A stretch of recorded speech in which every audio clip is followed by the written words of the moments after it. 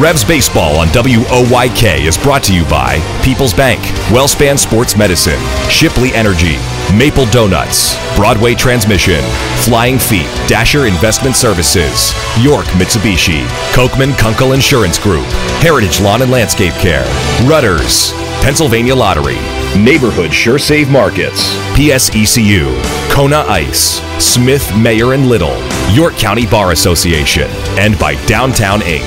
Swinging a ground ball, rolled to short, Dent's got it, throws, it's over!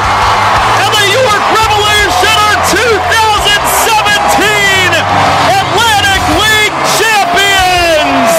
Now with the call of today's game, here's the voice of the Atlantic League champion York Revolution, Daryl Henry. Good evening, everyone, from People's Bank Park here in downtown York. Welcome to game number 63 of York Revolution Baseball, and here in this 126th game 2018 season. That means the final game of the first half is upon us here tonight. Revs look to salvage the finale of this series against the Sugarland Skeeters. Hi again, everybody. Daryl Henry alongside Michael Mark Antonini.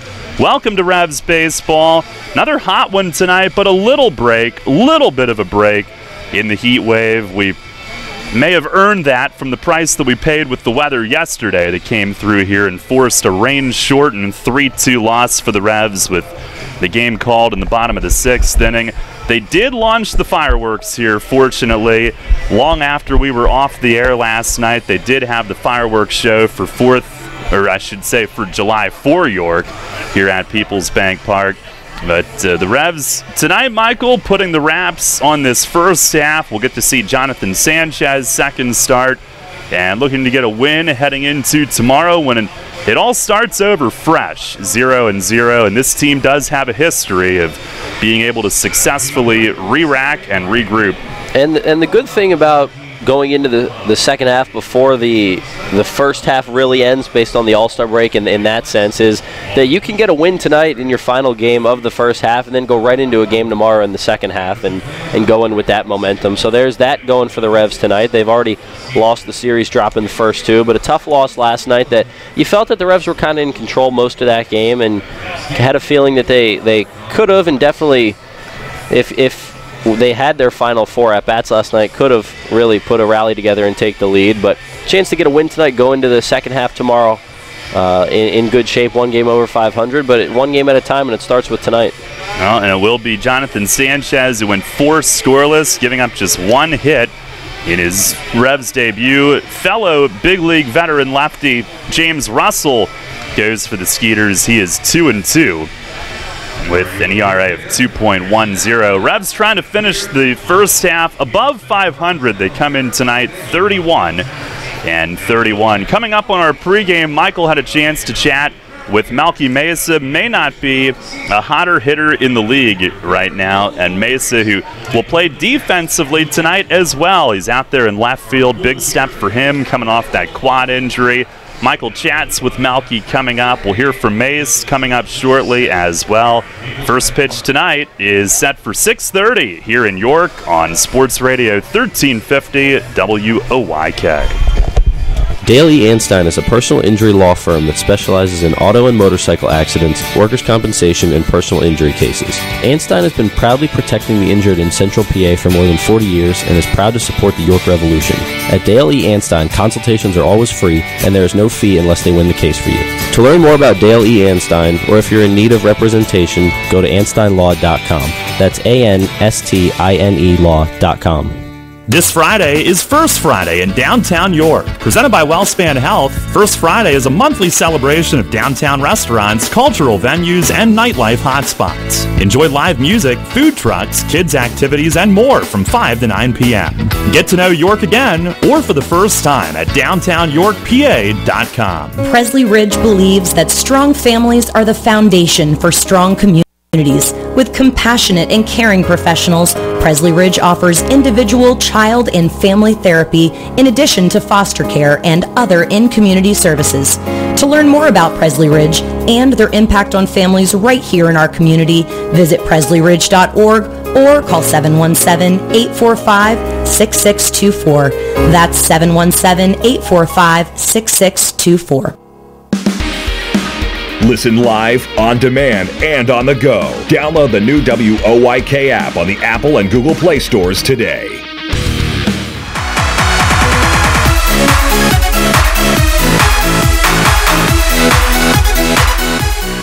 Well, a quick issue with Melky Mesa's pregame interview. We will regroup and look to get that for you here before the pregame closes. Just a little audio file problem, but hope to air that for you here on tonight's pregame. We'll take a quick timeout. We'll get to Mace right now and regroup and get to Melky Mesa's interview as we approach first pitch here this evening. Revs and the Skeeters wrapping up the first half here tonight. Stay tuned. We'll chat with Mace coming up next. You'll always hit it out of the park with great Best Yet products from your neighborhood Sure Save stores. Like party platters with $18.93 deli items. Team up Best Yet hot dogs with Best Yet kettle cooked chips. And get Best Yet 12 packs of soda and Best Yet Rising Crust pizzas at Sobel's Markets in Shrewsbury, Stewartstown, Whiteford, and East York. And at Nell's Market Fresh Foods in Spry. Hi, this is Dan Patrick. Join me weekday mornings at 9 on Sports Radio 1350 WOYK.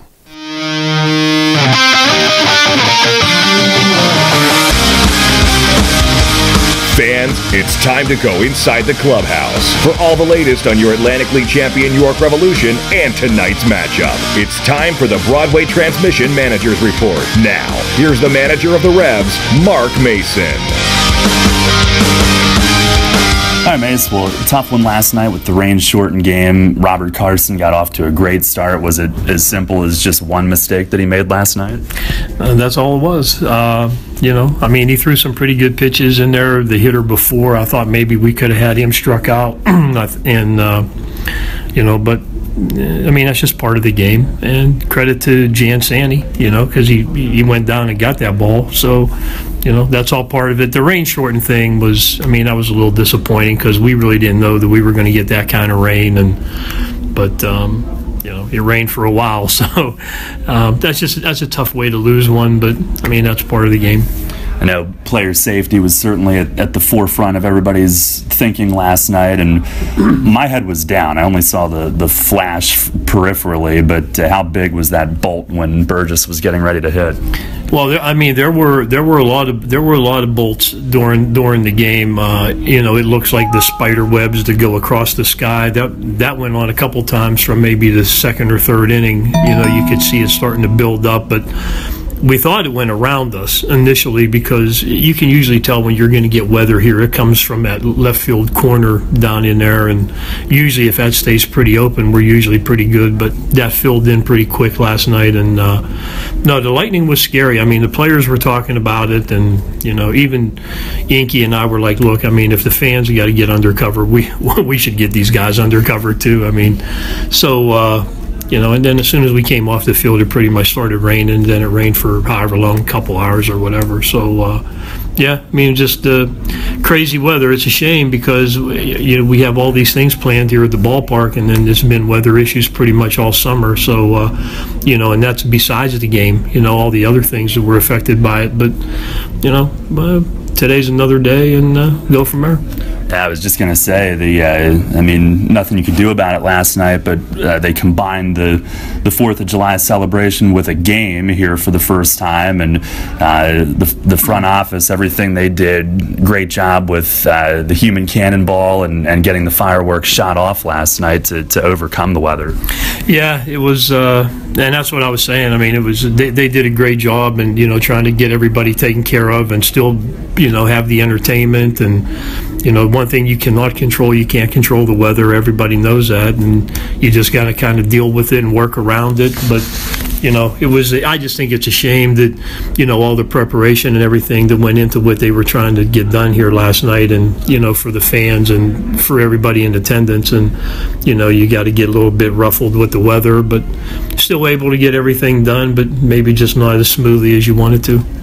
Well, tonight the first half comes to a close, and one thing that this team, under your leadership, has done, however the first half has gone, you've put together second half runs, whether it's been a first half championship or not. How do you feel about this year's group going into tomorrow, where it starts over fresh, and some of the moves that you've been able to make here recently?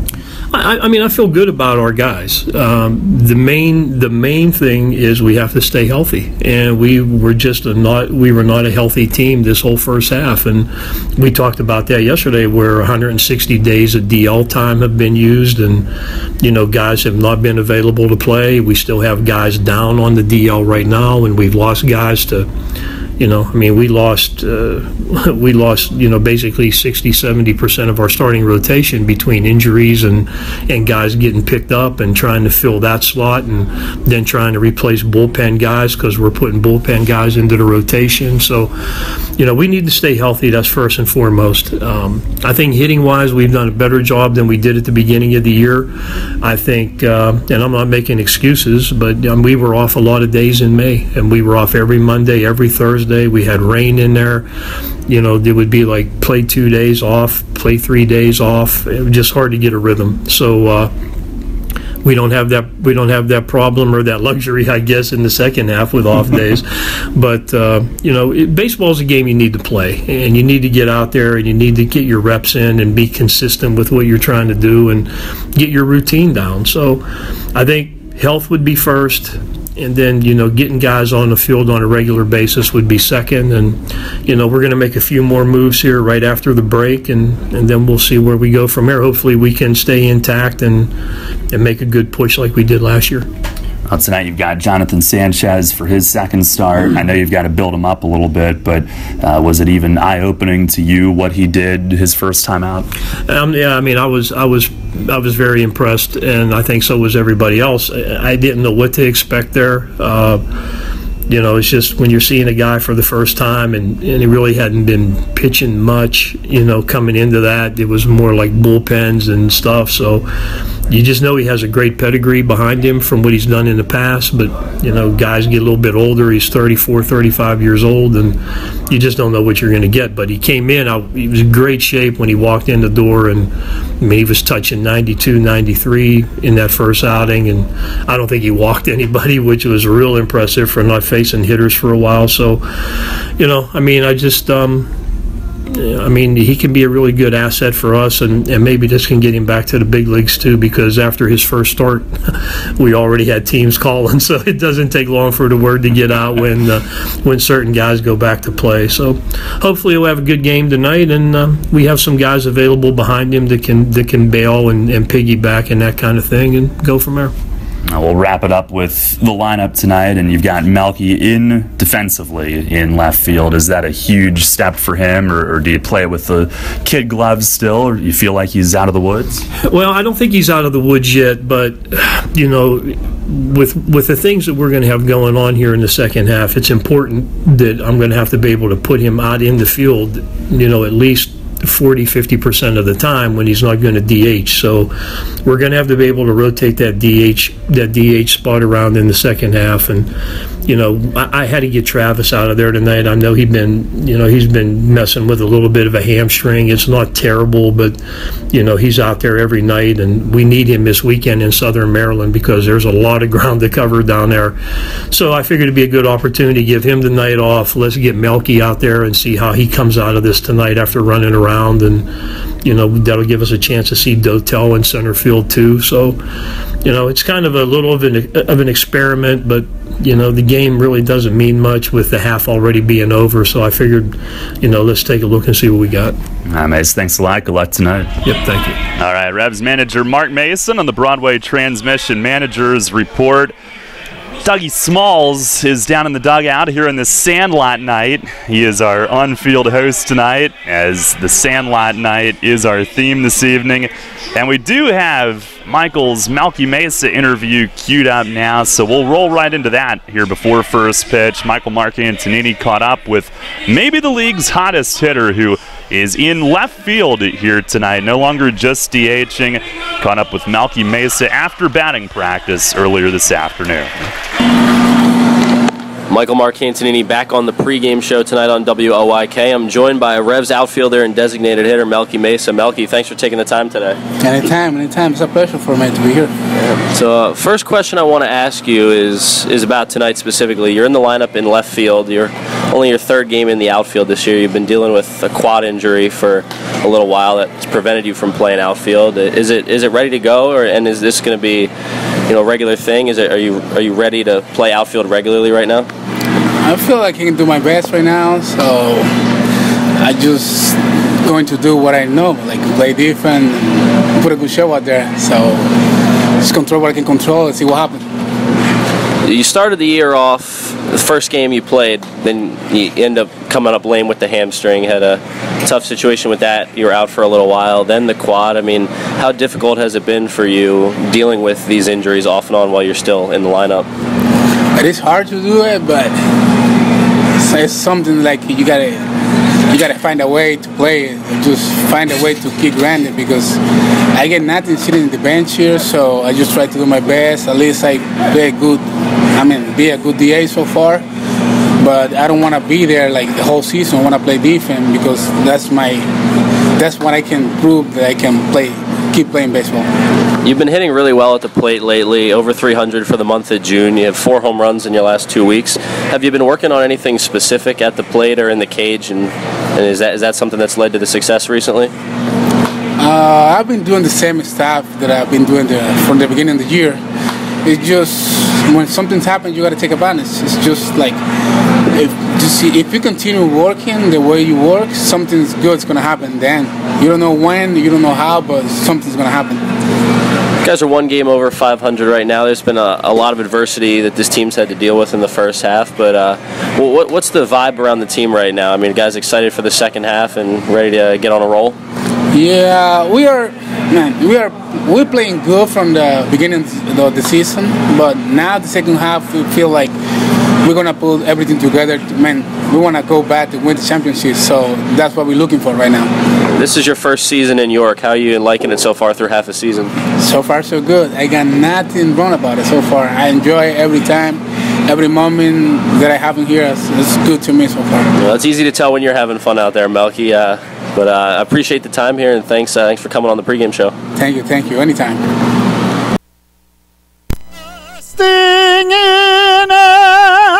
Gave proof through the night that our flag was still there. Oh, say does that star-spangled banner yet wave o'er the land of the free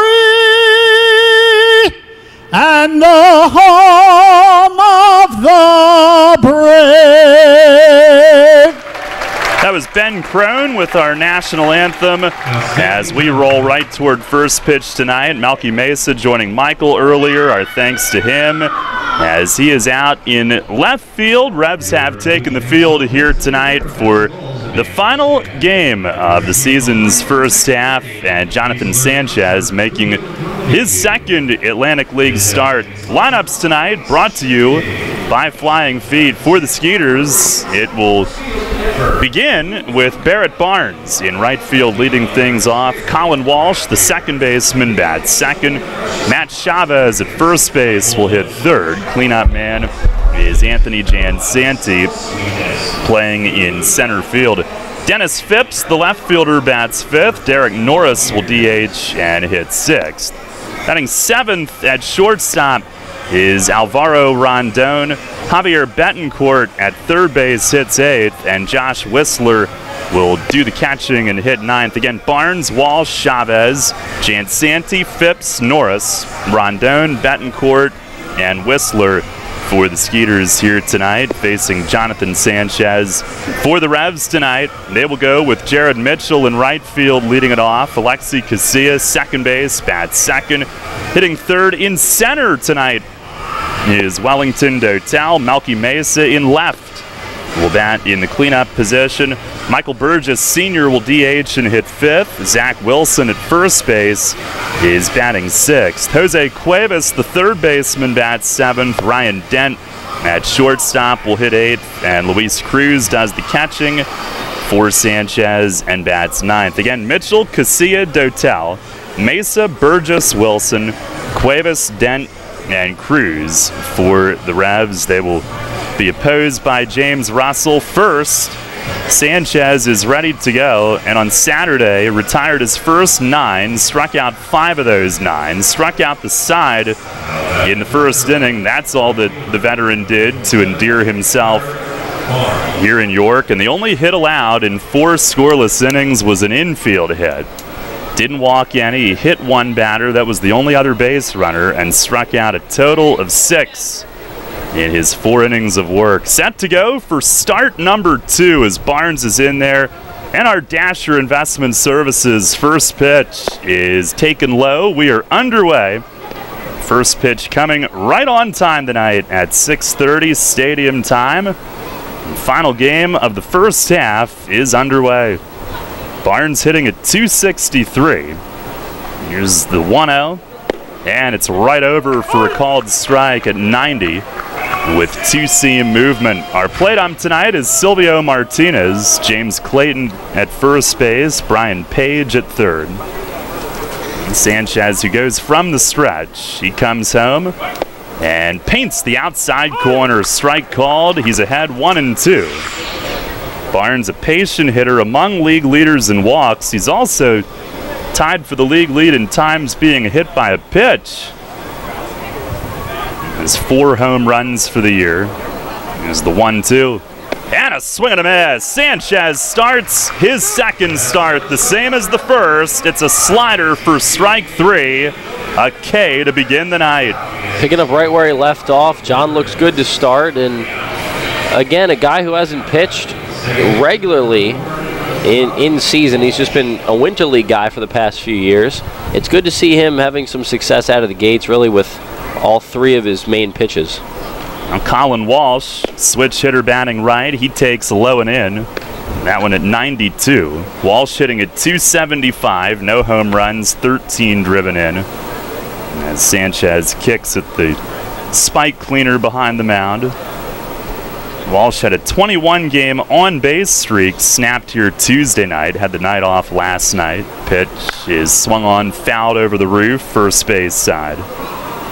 And he entered this series hitting .340 his previous 17 games. 0 for 5 though Tuesday night, and did not play last night. Skeeters getting the win though last night. They're 7th in a row, 17th in the last 21. And they are 41-21, a league best. Sanchez, the 1-1. And it's a called strike, outside corner at 92. And the Revs have won 1 game in each of the first 2 series against Sugar Land. Tonight, they are trying to get 1 win in this series and avoid the sweep. 1-2. Now a slider started in and broke right in off the back foot of Walsh. It's a hit by pitch. So that one got away from Sanchez a bit. And by the time Walsh recognized it, couldn't get out of the way.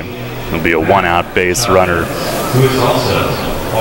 That's a tough pitch right there to lose him on, hitting him in the foot. Slider just gets away, like you said.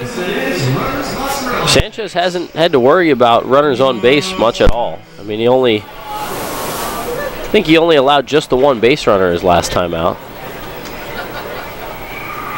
Now the Revs, that game against Somerset, a 7-inning win, only allowed 2 infield hits, game 1 Saturday.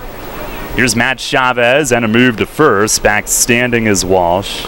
Last night, the Road Warriors combined on a rain-shortened 7-inning no-hitter in Lancaster. Really? Who pitched in that game? Well, Luis Cruz, the pitcher, but it was started by a newcomer that I haven't heard of before. A guy we've yet to see. Funny name. Pitch is down and away. That missed. 1-0. No hitter. Doesn't matter if it's rain shortened. Still a no hitter. We had 2 guys throw rain shortened complete games last night. Yes. Although they did have Sitton, the reliever who was gonna come in the box score. Oh, really? That's just 0.0 innings. And 0 batters faced? Yes. He was in there. Here's the 1-0. And a deep drive left field, and it is gone way out over the arch nemesis in left. Matt Chavez, his 4th home run of the season. And he got one middle and was on top of it. A 2-run shot. The first runs allowed by Jonathan Sanchez, and the first hit against him to leave the infield. And the Skeeters strike first on top 2-0 here in the first. Not the way Sanchez was hoping the first non-infield hit would come, but it's a case of just leaving a pitch up right there, and Sugar Land hasn't missed their opportunities to drive balls over the arch nemesis in this series. Now they are the top-ranked offense in the league. They're the only team that's hit more home runs than York. Here's Jan Santee. He takes a strike. Last night it was his 3-run homer with 2 outs in the 5th that provided the 3-2 difference. And Sugar Land now a league-leading 57 home runs. Revs have hit 52.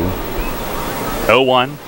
And a breaking ball chopped it short. Dent to his left up the middle, gets a favorable high hop and throws to first. 2 away.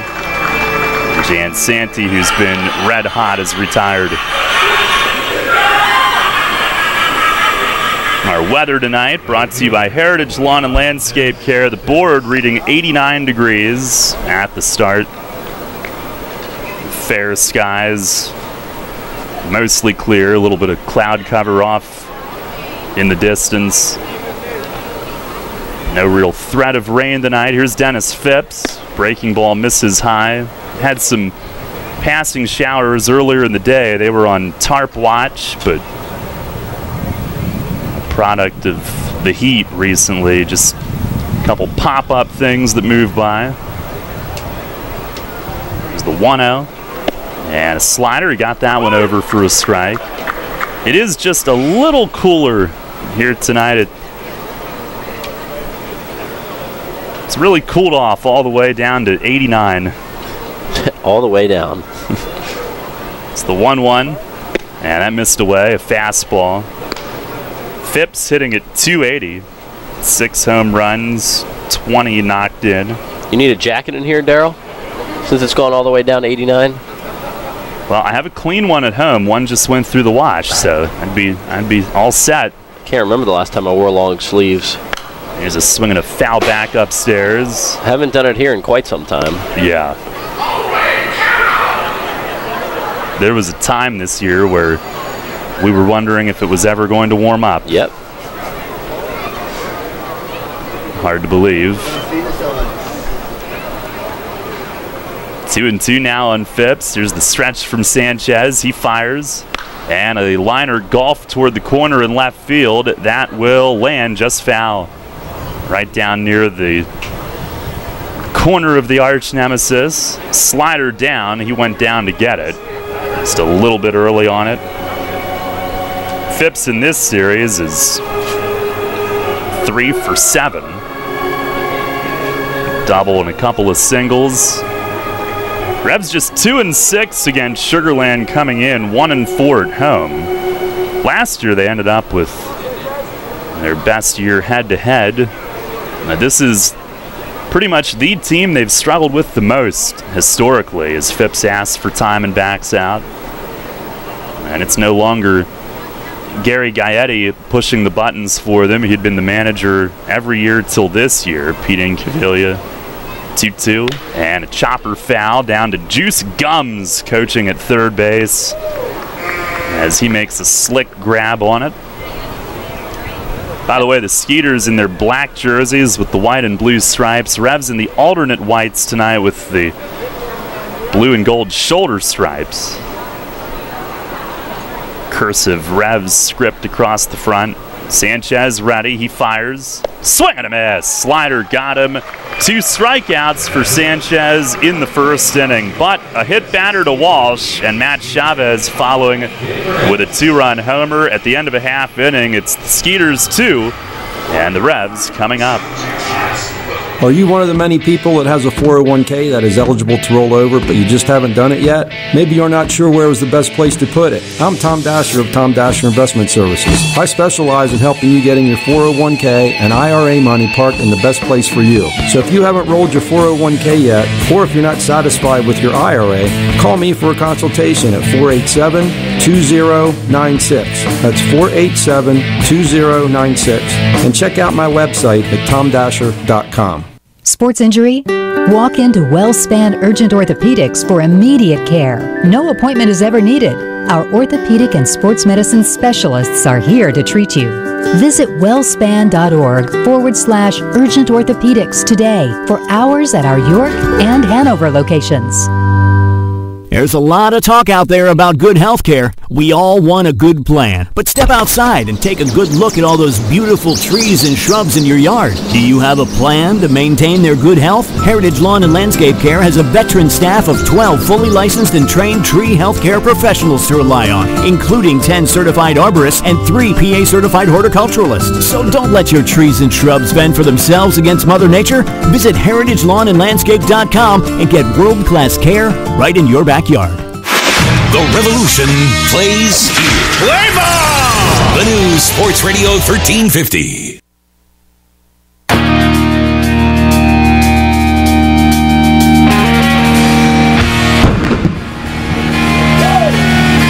Revs come to bat here in the bottom of the first inning. It is a 2-0 Sugarland lead.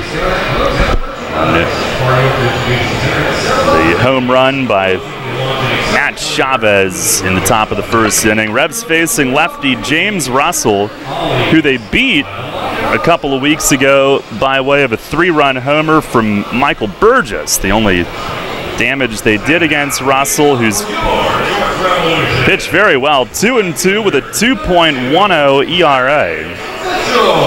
7 outings, 5 starts, 30 innings, 22 hits, only 7 walks, 26 Ks. Opponents have hit just 204.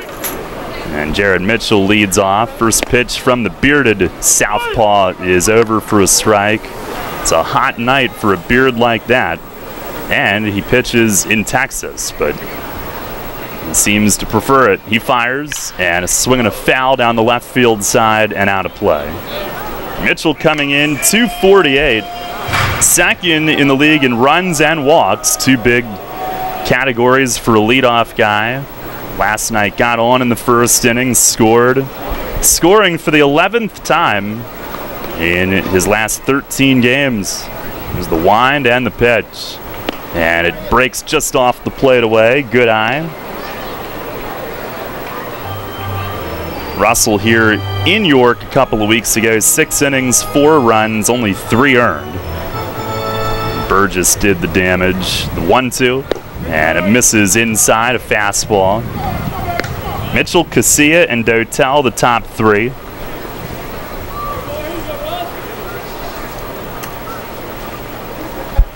Russell, he stands angled toward first, short step back, fires, and a swing and a miss. A slider down out of the zone gets Mitchell swinging. Tag applied, and a strikeout to begin James Russell's night.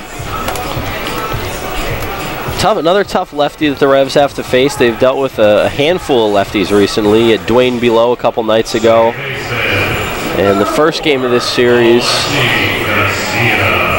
I'm drawing a blank. The Revs got a lefty out there. Ben Grissett. That's right, yeah, Grissett was out there. And now Russell again tonight. Here's Alexi. He swings and fouls the first one against the net. Casilla tied for 9th in the league in hitting, 305. 2 home runs, 20 driven in. Russell last time out, a 6-1 win against Lancaster.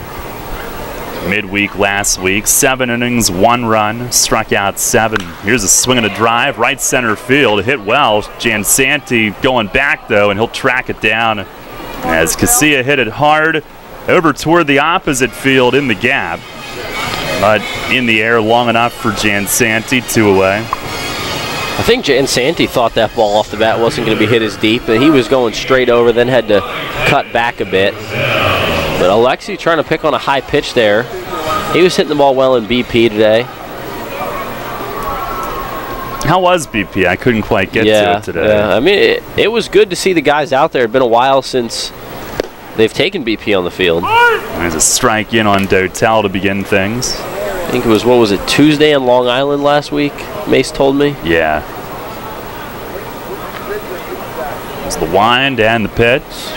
It is just outside, 1-1. I mean, these guys don't need BP every day. At the beginning of the season, pretty much every team will take BP every day, but you're in July now. These guys need to rest as much as they can, and with the weather. There's a swing and a miss, a slider, 1-2. It's just been too hot this week, and then Mace was telling me you guys had some rain in Long Island, but it was good to be out there. A lot of guys looking good, getting their strokes down. The guys working on some timing, trying to drive the ball. It was good to see Zach Wilson out there taking cuts. Here's a swing and a punch shot on one hop toward the middle. Walsh at second is there. He was playing him toward the middle and plays the one hopper, throws to first. 1-2-3, first inning for James Russell. He jammed Dotel there to end the inning. And we'll go to the second. It's 2-0 Sugarland. You line your feet up on the edge of the starting block, shake out your arms, and then you push off the block in one fluid motion, fully extending your body and cutting into the water with nothing on your mind but the mechanics. You're a swimmer, and whether it's practice time in the pool or crunch time at a meet, Flying Feet is with you every stroke of the way. Flying Feet. Flying Feet Sports Shoes is a swimmer's paradise. Get suits by Dolphin, Speedo, Nike, Arena, and Tier. Pick up practice gear, team gear, and training equipment like fins, snorkels, and kickboards. The Flying Feet team has high-tech competitive suits, customizable caps, goggles, even goggle repair items. Shower down with swimmer's shampoo and body wash, plus suit wash to limit the wear and tear of chlorine. Time to dive into the pool? Then it's time for Flying Feet. We're more than sports shoes. Flying Feet.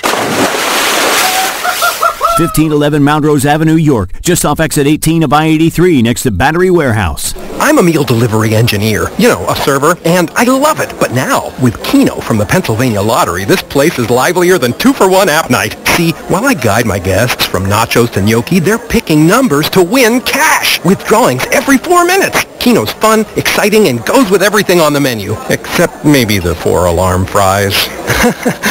Stay away from those. Keno, it's here. Play it at your favorite bar or restaurant. Players must be 18 or older. Please play responsibly. Benefits older Pennsylvanians every day. The Baltimore Baseball Show with Dan Connolly, right here on Sports Radio 1350 WOYK, York.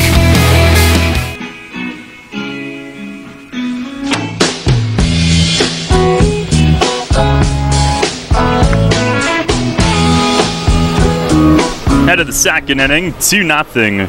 The Skeeters on top. Derek Norris will lead things off, DHing tonight. And Pete Incaviglia since winning the first half, as Sanchez fires a strike on the outside corner. He has really rested some of the guys that have been playing every day, off and on, one guy one night, another the next. Norris has been DHing, not catching, as Sanchez misses, trying to backdoor a slider, 1-1. Well, Pete's pretty much rested all of his starters this series. He's got Hawkins and Cordero sitting tonight. And last night he had a couple other pieces. Chavez and Barnes were out. Or Walsh and Barnes. Trickler foul behind the plate, 1-2. And then the night before that, Chavez was out of the lineup 2 nights ago, as well as one other that I don't know where I wrote it down, but each night he's been able to get 2 of his regulars out of the lineup, which is probably going to set them up well for the second half.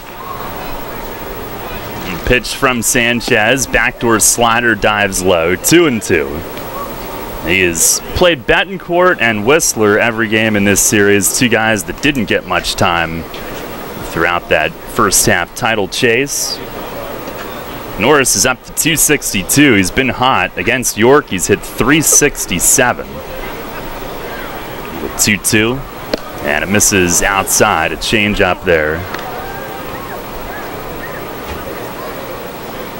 Major League All-Star in 2014. He was with the Oakland A's, played in the game at Target Field in Minneapolis. Was up with the Rays last year. Here's the payoff pitch, and it misses down low. Leadoff walk. First walk issued by Sanchez in a Revs uniform. And that'll bring up Alvaro Rondon.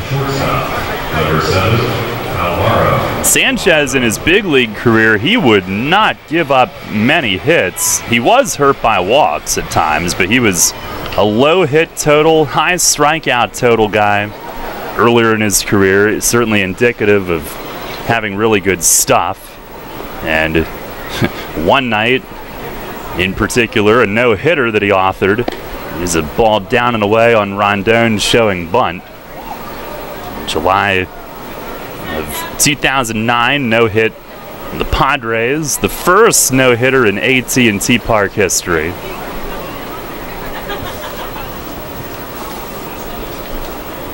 July 10th of 09. The stretch and the 1-0. Swinging a liner to second, right to Alexi, fires to first in time. Norris doubled off. A line drive double play. Rondon hit a seed, but right at Casilla, and Norris couldn't get back in time. They got him by about a step and a half. Alexi's transfer there was as fast as you can be. I mean, the ball was in his glove and then out right away. And it had to be to double off Rondon right there, but that's just what Jonathan Sanchez needed, something to get this Revs team fired up. Here's Betancourt, and he looks at a fastball strike. Javier Betancourt hitting 191, no homers, 4 driven in. In 22 games played, only 13 starts. There's the 0-1, and a swing and a miss. Sanchez ahead quickly. Sanchez, a World Series champ with the Giants in 2010, and an absolute gem in the opening round of that postseason against Atlanta. 0-2, and a slider grounded left side. Cuevas able to reach it. He'll set, fires to first, got him, inning over. Cuevas scoops that one up, moving to his left. And a scoreless second inning for the Revs lefty. No runs, no hits, nobody left. We go to the bottom of the second inning, 2-0 Sugar Land. Money and business are essential to the strength of a community. So is cheering and celebration and music and fun. That's why York Revolution games, concerts, youth sports, special events, and more happen at a place called People's Bank Park. People's Bank has been serving York County for more than 150 years. Always cheering, always celebrating, always committed to the things that make York County great. And to you having a great time at People's Bank Park. People's Bank, member FDIC, equal housing lender. You'll always hit it out of the park with great Best Yet products from your neighborhood SureSave stores. Like party platters with $18.93 deli items. Team up Best Yet hot dogs with Best Yet kettle cooked chips. And get Best Yet 12 packs of soda and Best Yet Rising Crust pizzas at Sobel's Markets in Shrewsbury, Stewartstown, Whiteford, and East York. And at Nell's Market Fresh Foods in Spry. Smith, Mayer & Little is a holistic wealth management group with one product, advice. We aim to simplify our clients' lives, help them retire comfortably, and build lasting legacies for their families and the causes they care about. Our purpose is simple, to make a meaningful difference in the lives of our clients, our community, and the world in which we live with the advice we provide. Smith, Mayer & Little, a wealth of knowledge about wealth. We make our living by making a difference. Visit us at financialjava.com. Janney Montgomery Scott LLC, member NYSE, FINRA, and SIPC. This is Jay Gauls. You're listening to York Revolution Baseball on the home of the Revs, Spurt Radio 1350, WOYK. First in York, first in sports.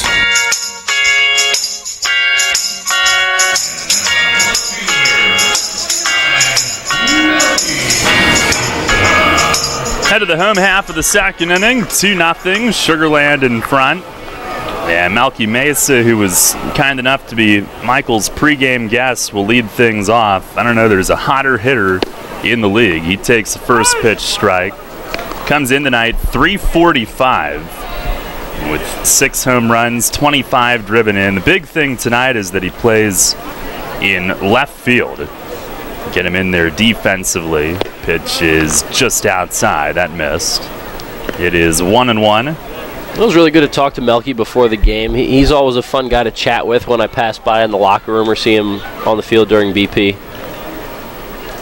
Pitch to him, swing and a miss, breaking ball down.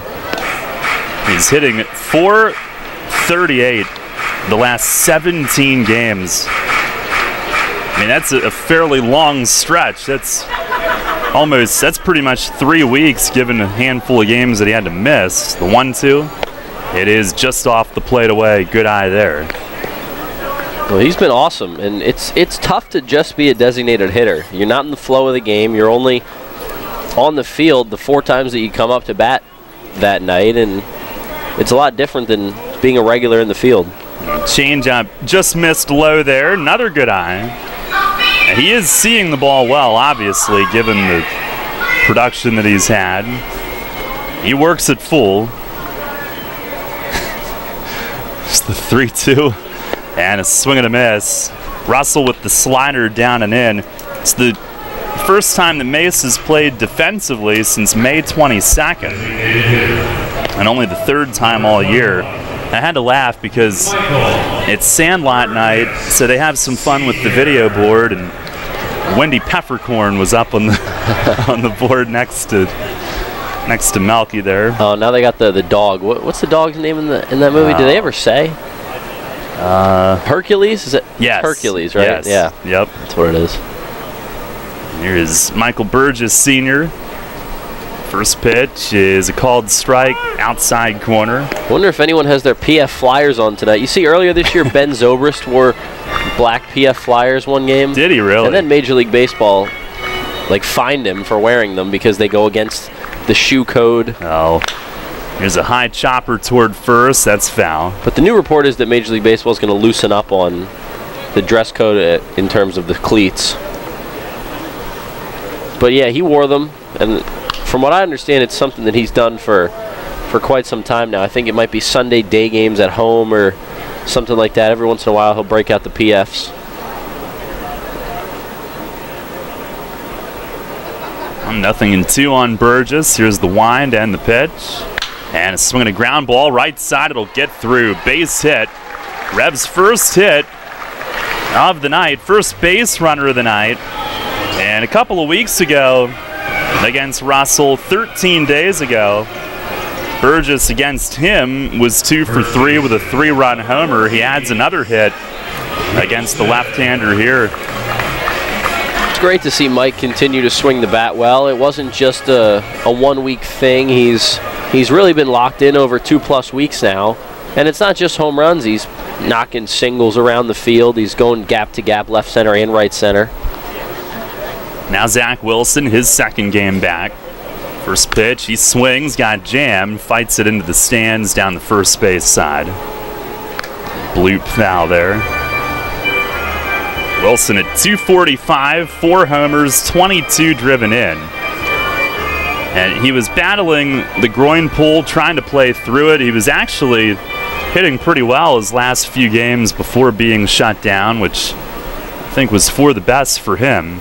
As he looks at the ball just outside here, 1-1. It just wasn't going to get any better. So he pretty much had a full 2 weeks of rest prescribed. Tonight playing at first base. He was at third last night. The pitch. He swings, rips it at third. It's picked by Betancourt. Goes to second. The turn just in time. 5-4-3 double play. Hit it sharply, but Betancourt scooping upward with the glove, picked the in-between hop, and starts a nice double play around the horn. No runs, 1 hit, nobody left. We go to the third, still 2-0 Sugar Land. Since 1934, PSECU has given Pennsylvanians financial opportunities to live a better life. We are a credit union who offers valuable free and low-fee financial products, broad lending options, and outstanding money management for financing life. At PSECU, we are proud of who we are and committed to who we serve because our Pennsylvania roots run deep. We are banking on a difference. Visit PSECU.com to join us. This credit union is federally insured by the National Credit Union Administration. Equal Opportunity Lender.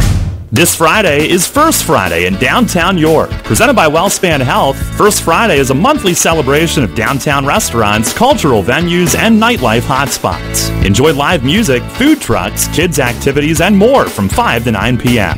Get to know York again or for the first time at downtownyorkpa.com. Remember when an app was listen only? Oh yeah, that was kind of us, wasn't it? Well, we have a new app. Download the new WOYK app on the Apple and Google Play stores and take Sports Radio 1350 on the go like never before. Listen on the go like always, and now get easier access to archived games and programs on demand. Watch WOYK game broadcasts on YouTube and so much more. Search the new WOYK on the Apple and Google Play stores and download today. It's not just an app, it's a lifestyle. Sports Radio 1350. First in York, first in sports. You're on the home of the Atlantic League champion York Revolution. Sports Radio 1350 WOYK, York.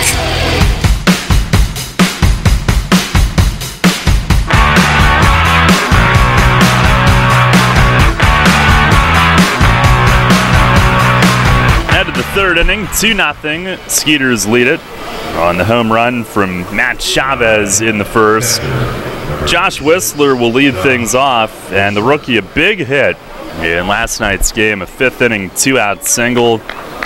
It kept the inning alive. Revs thought they might have just had him struck out, but was not the case. He singled, Jansanti homered. And Sanchez first pitch to him here, catches the outside corner, called strike.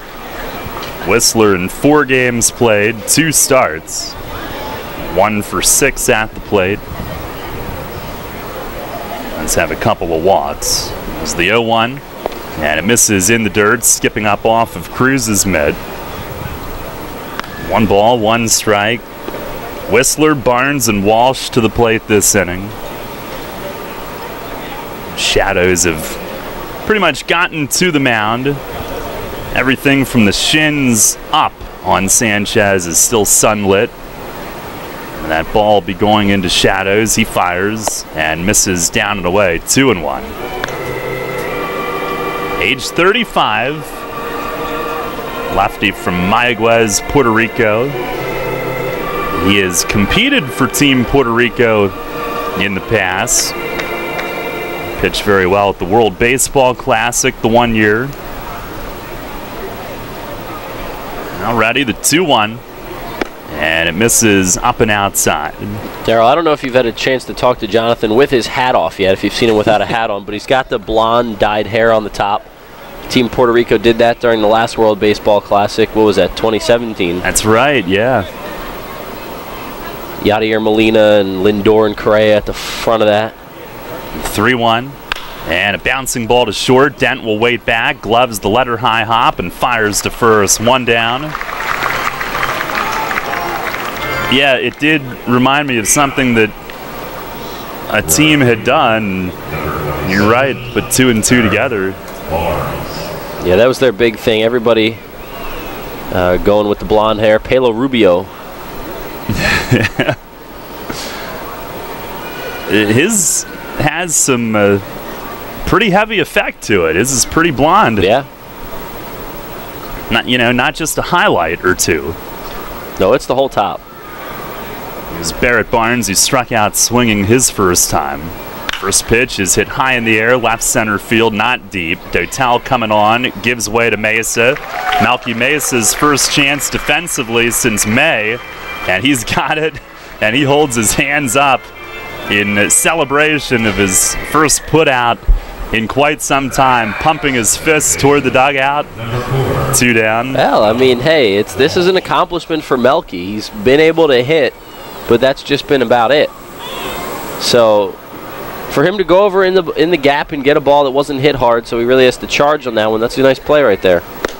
Breaking ball up on Colin Walsh for ball 1. So Melky being able to play the outfield gives the Revs so much more flexibility. Michael Burgess can get a couple days off from first and play DH, or he can DH. You don't play DH. But that lets Zach Wilson move over to first. 1-0. Fastball just outside. Malky's first putout since handling a Joey Turdoslavich fly ball on May 22nd. He was in right field that night in Lancaster. One game in right. Tonight is his second game of the year in left. There's the 2-0, and it's in the dirt. The first game in left, that was on, what was that, the third game of the season? He only lasted 2 innings or so. And then he got hurt. And then the hamstring. Yep. He doubled, though, in his first AB, scored a run, so he started the year off hitting 1,000. I think it was maybe coming around the bases there that he aggravated it, not defensively, but yeah. 3-0, and that's in for a strike. That was a really cold night, rainy. We've come a long way weather-wise. That is one way to put it. Yeah, that night was miserable. Here's the 3-1, and it's down and in. Ball 4 on Walsh. Tonight has reached on a hit by pitch and a walk. I'm just looking back at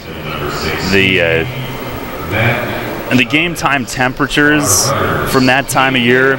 Not the night that Malky got hurt. It was 62 at the start that night, but the following day it was 46 with a 14-mile-an-hour wind, and the real feel was 40. What about that first spring training game in Lancaster? It was just training. Yeah. It wasn't spring. Didn't feel like it. Oh, yeah. That was miserable. A wintry workout that day. 45 degrees. Wind chill was 34. I had 4 layers on that day. Yeah. The wind was straight in to our faces. There's a slider for a strike on Matt Chavez.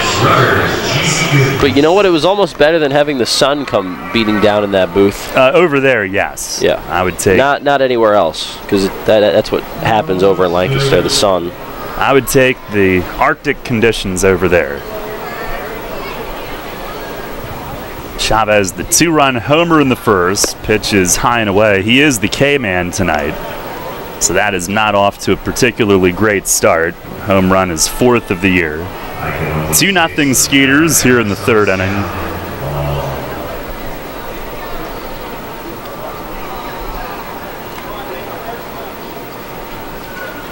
Sanchez stares into Cruz. He's ready. Long look at first, delivers, and a line drive, base hit into right center. At second is Walsh. He will round, and he skids to a stop. Dotel cut it off, fires toward third. Yeah, he was hydroplaning on his spikes there as he slammed the brakes just past second. It's a single for Chavez, his 80th hit of the year.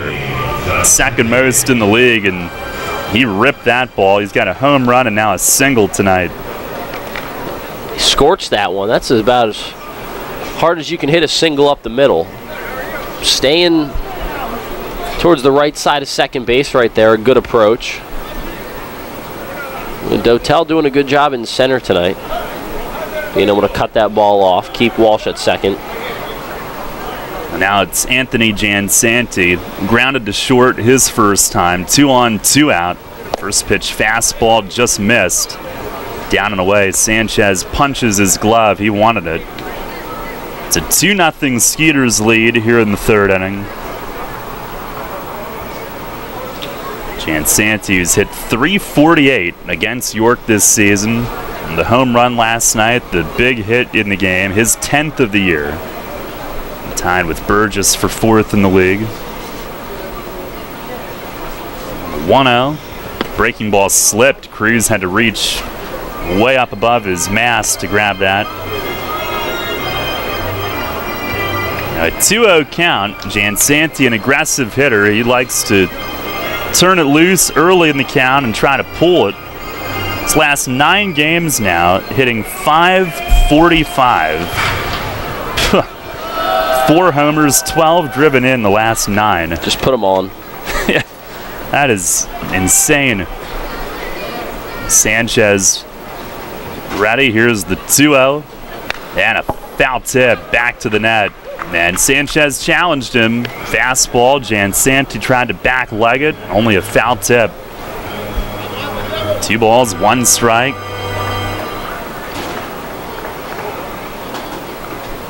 Jonathan Sanchez in 8 seasons at the big league level. He's part of 8 seasons. 39 wins, 4.70 ERA at that level. Here's the 2-1, and it's down low. Average just over a strikeout per inning in his big league career.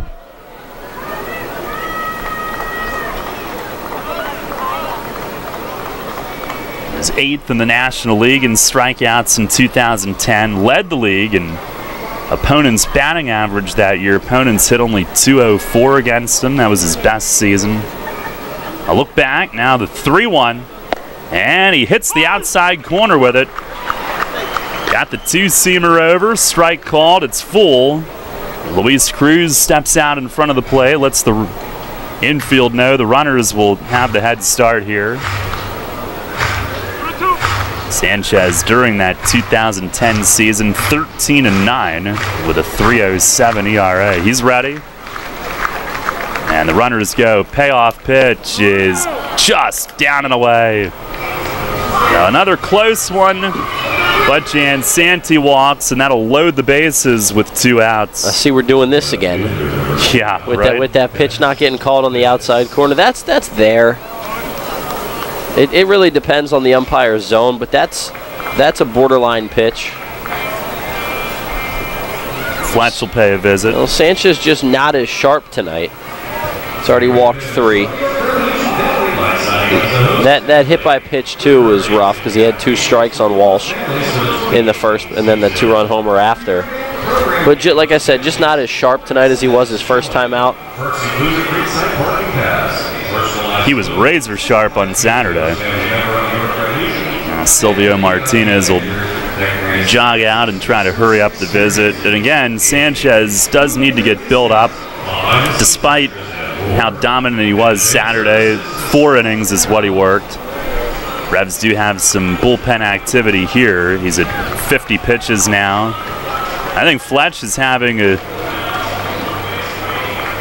little spirited conversation with Silvio here as he goes back to the dugout, or at least asking where he had it. Been a couple of close ones this inning. So they're loaded for Dennis Phipps. It's 2-0 Sugarland. 3 straight reaching after Sanchez had the first 2 outs. He's ready. First pitch is grounded deep short. Dent backhands, throws to third, and the inning's over.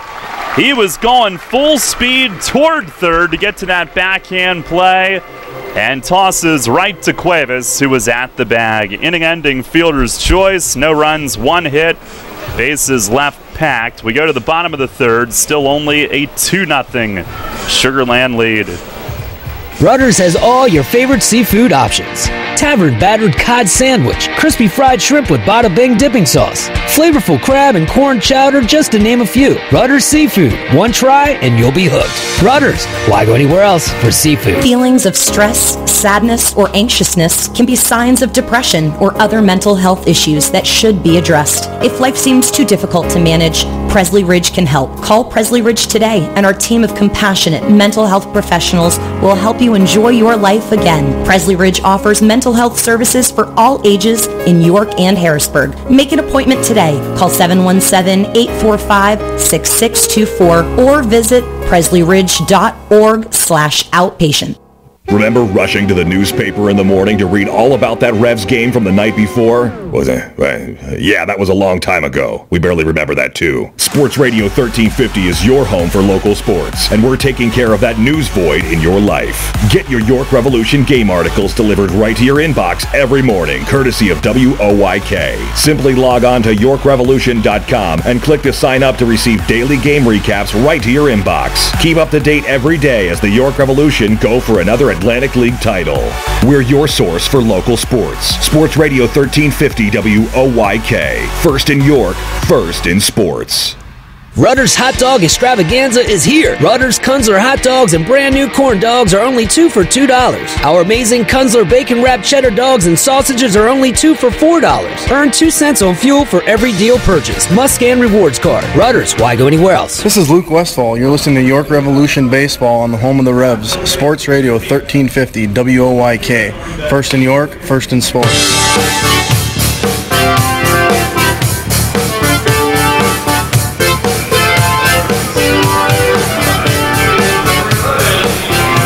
Down 2-0 as we go to the bottom half of the third. Jose Cuevas will lead things off. And James Russell's first pitch is down low for a ball. Cuevas, Dent, and Cruz this inning. Cuevas hitting at .213, 3 home runs, 25 knocked in. Sanchez working out of that 2-out trouble. There's the 1-0. And it's watched in for a strike. Revs had Logan Williamson up last inning. He is the scheduled starter for Saturday night at Southern Maryland, but perhaps they saved him for a side day today, knowing that Sanchez is still getting built up. Here's a swing and a drive deep toward the big wall in left and off the top of it. And Cuevas is at first. He'll have to break it down and stop with a single, but that ball was torched. A line drive that hit maybe 5 feet below the top yellow line, and Jose Cuevas a leadoff rip. It's a good hold at first base right there as the leadoff man. You don't want to get thrown out trying to stretch that into a double. But there's a case of Jose elevating a pitch and driving it, showing a good sign, turning on a pitch inner half.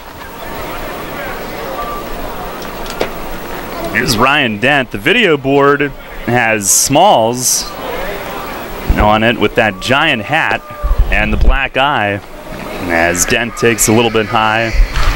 So that was after he put was it meat or a bag of peas that he put on his eye after he missed that throw from his stepdad? I think it was, man, I don't know. I think it was a bag of peas. Runner goes, pitches a strike, and the throw goes into center, and Cuevas tumbles over after avoiding a collision with Rondon coming across from short, or actually Walsh, the second baseman, coming over to cover. Cuevas is in. It's a steal.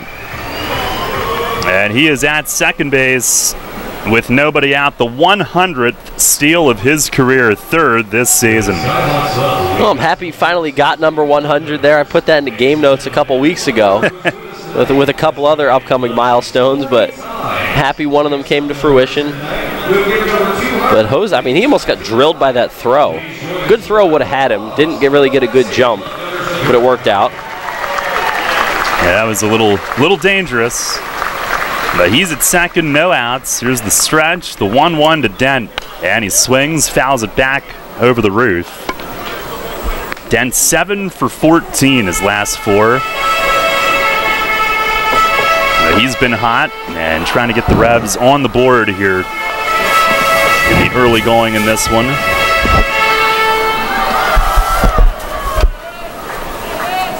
Russell the stretch. And the 1-2 breaking ball grounded to shortstop, right to Rondon. Cuevas will have to get back to second, and the throw is just in time. Dent busting it down the line. Rondon waited back on that slow roller. One out in the inning. Luis Cruz coming up next. Dent wanted to get something to the right side right there, but wasn't able to. Ground ball low in the zone that he just rolls over on. But the Cuevas steal changes the inning because now he's still in scoring position, only 1 out. Yeah, it probably wouldn't have turned 2 on that, but if he was at first, they'd have at least gotten him. He is at second. Here's Cruz, who takes a breaking ball strike. Cruz hitting at .225 with a home run and 17 driven in. Revs down 2-0 here in the third inning tonight. Russell ready. And the 0-1 swing and a miss. Fastball kept away. Russell maybe will even use his slider as his number 1 pitch. Throws that as much as anything and Sometimes the fastball off of that. In this case, it was a slower curve and then the fastball to get ahead. Revs do still have bullpen activity, by the way. There's the 0-2, and a swing and a foul back to the roof once more.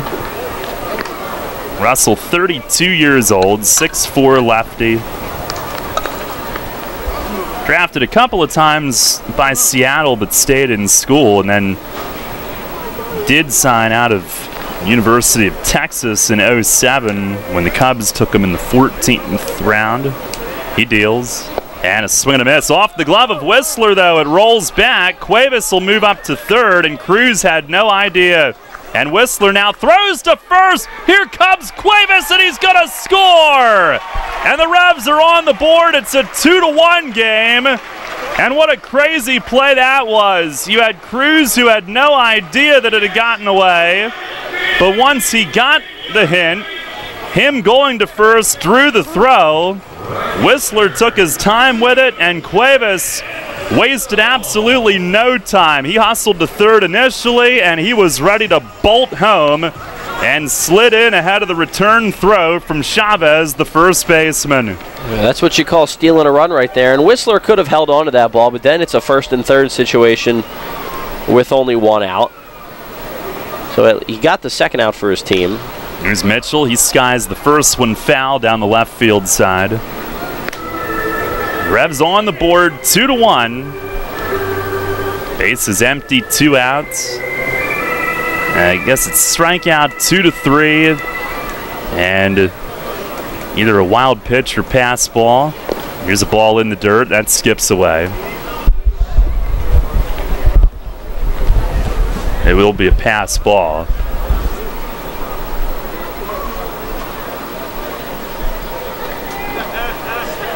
Now what a hustle play. Well, Russell with the 1-0, or the 1-1 rather. It's a fastball for a strike. And they were desperately trying to let Mason, or not Mesa, Cruz know that it had gotten away. And they finally did. Here's a swing and a foul off to the left as that bangs upstairs. They got his attention just in time to break for first and draw that throw, which allowed Cuevas to come home. Had he run right away, they might have thrown it before Cuevas could really get going from third and get a head start, and he may not have scored. Pitch to Mitchell is swung on and missed. A high fastball to get him. 4 strikeouts in the first 3 innings from Russell, but the Revs do steal a run on 1 hit. Nobody left. We'll go to the 4th. Michael with the play-by-play. It's the Skeeters 2 and the Revs 1.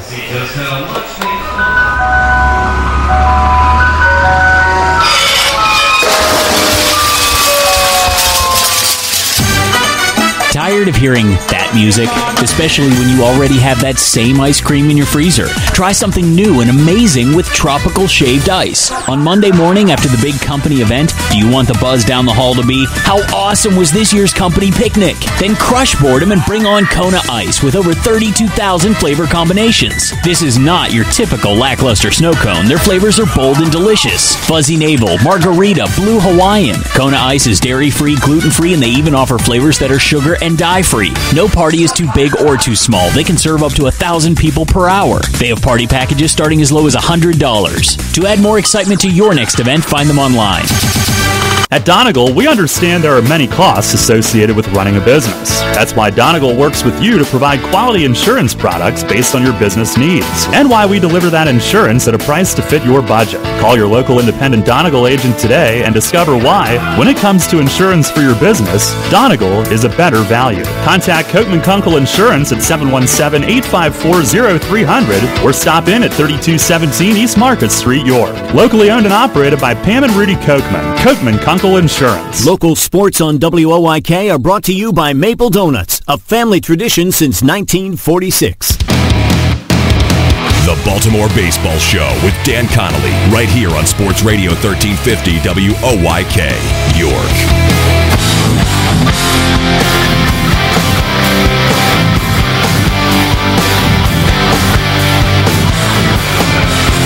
2-1 Skeeters over the Revs, top of inning number 4. Michael Marcantonini alongside Darrell Henry. Final game of the first half, final game of this 3-game series here in York between the Revs and Skeeters. Skeeters, the first half Freedom Division champions. They're 20 games over 500. Revs at 500 coming into today. Third place in the division as Derek Norris takes a strike from Jonathan Sanchez, 0-1 the count. Norris, Rondon, Betancourt, 6, 7, 8 in the Skeeters lineup. They got their 2 runs in the first on a 2-run homer to left field by Matt Chavez. Sanchez readies the 0-1. Hard hit ground ball out to short, backhanded by Dent. On the edge of the outfield grass, throws to first in time, and Norris is retired on 2 pitches for out number 1. So the Skeeters took a 2-0 lead after the first. The Revs got 1 back in the bottom of the third. Luis Cruz struck out with Jose Cuevas on second. The ball got by Josh Whistler, the catcher. It was ruled a pass ball. He threw to first to get Cruz on the 2-3 putout, but at that point Cuevas was already at third base. And then he decided to come home when Whistler threw to first and scored. Well, the Revs cut the deficit in half. Well, here's Rondon. He looks at the first pitch. It was a slider low and away. It's 1-0.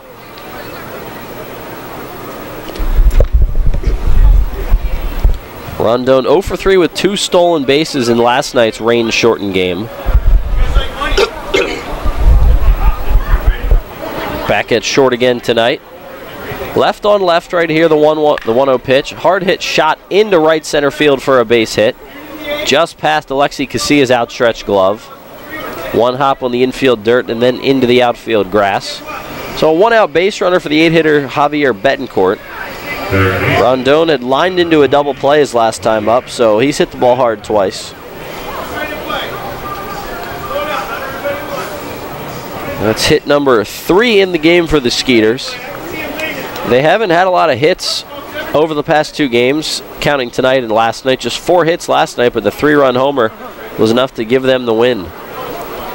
Move over to first from Sanchez, and back standing is Rondon. Here's Betancourt hitting just 191 this year.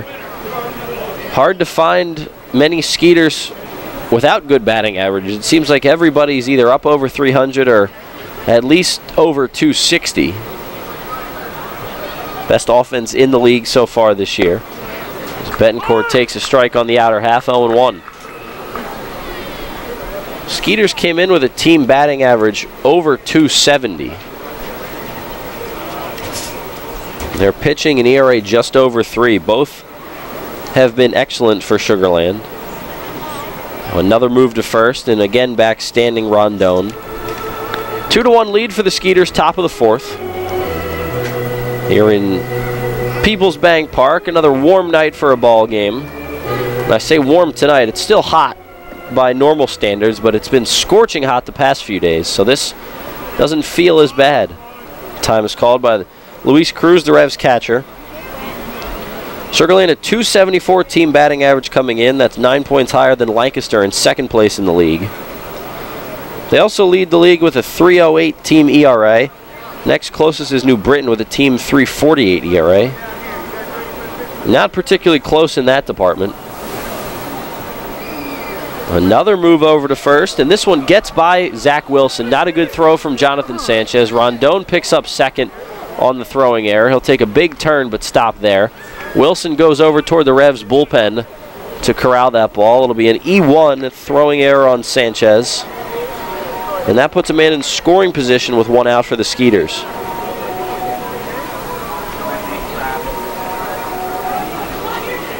Just another pickoff throw from Sanchez. This time it got away from him. Threw wide of Wilson to his right. Sanchez will have to deal with the man on second now. Revs infield plays back. The 0-1 pitch. Betancourt shoots one through the 5.5 hole. No, a diving stop by Dent, but he'll just have to eat it. Nothing he can do with it. He dove on the edge of the back of the infield there between short and third. Made a nice play, but that was all he could do, is save it from going into the outfield. Might not have been a ball that Rondon could have gone to third on anyway had Dent not stopped it, because he had to hold up regardless of if that ball got through or not. But it goes as an infield single for Javier Betancourt.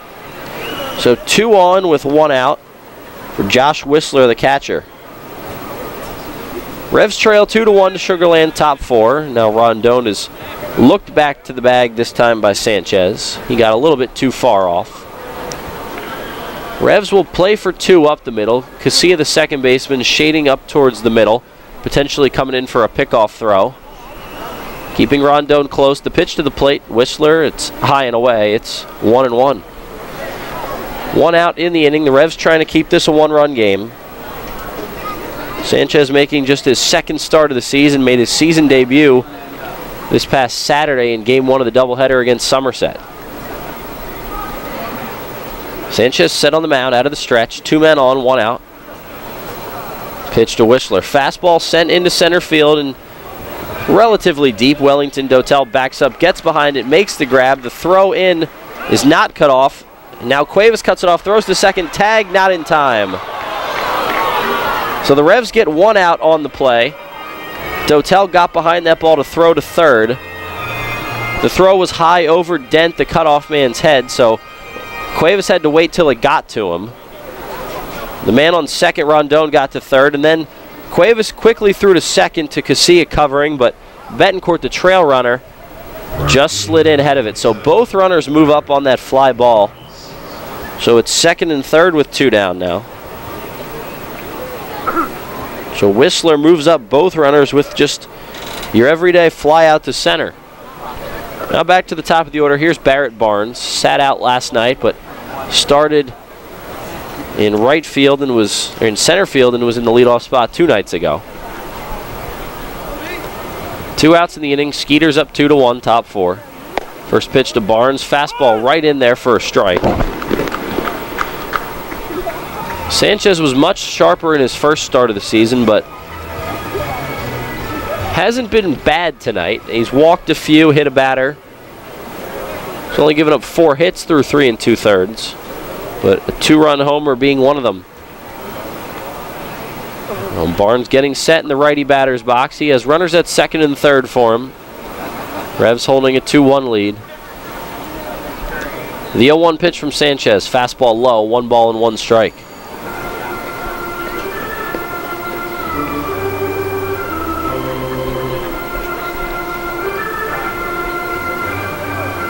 Revs looking to close out the first half with a win. If they do that, they will have gone 1 game over 500 in the first half. It would be a huge accomplishment for everything this team's been through.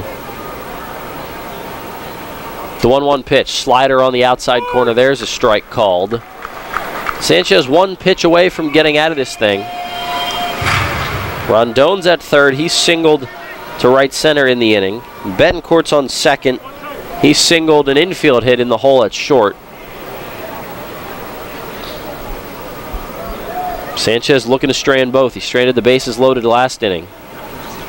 1-2 pitch from Jonathan. Slider misses just high.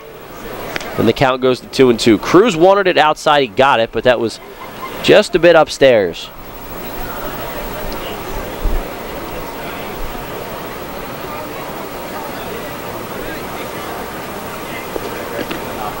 Barnes, a .263 hitter on the year, waiting for the 2-2 offering. 2 outs in the inning, runners at second and third.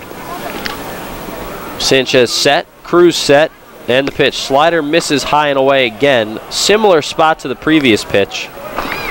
Silvio Martinez is not called the low and outside strike to righties. He showing there that he's not going to call that high and away pitch to righties either, at least early on in this game. 2-1 Skeeters lead, top of the 4th. Full count and 2 outs in the inning. Barrett Barnes, the leadoff man for Sugar Land at the dish.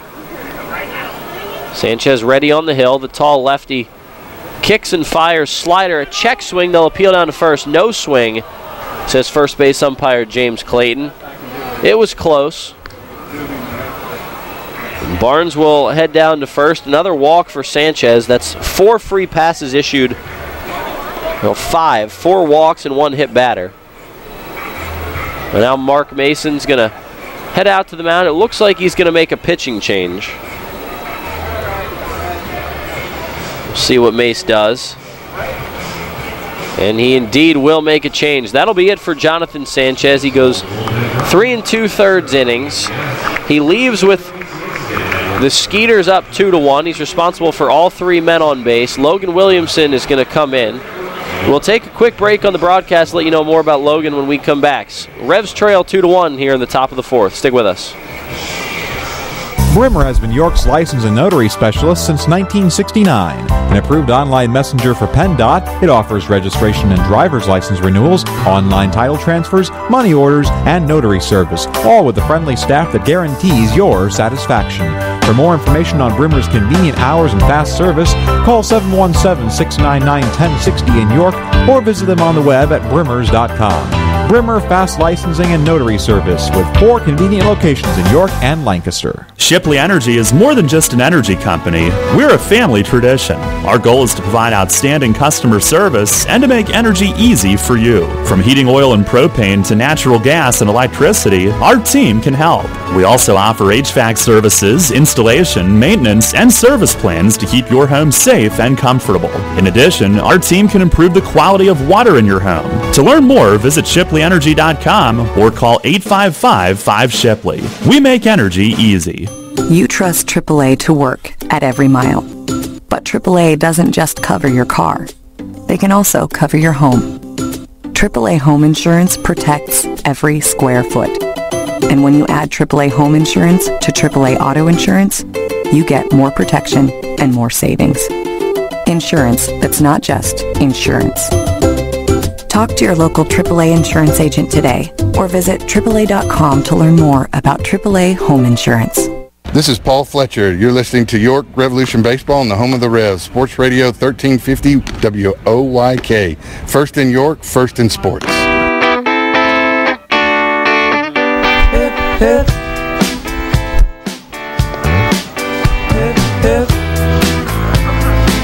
2 outs and the bases loaded for the Skeeters. Top of the 4th inning. Skeeters up 2-1 on the Revs. Logan Williamson out of the pen to take over for Jonathan Sanchez, who lasted just 3 2/3 innings.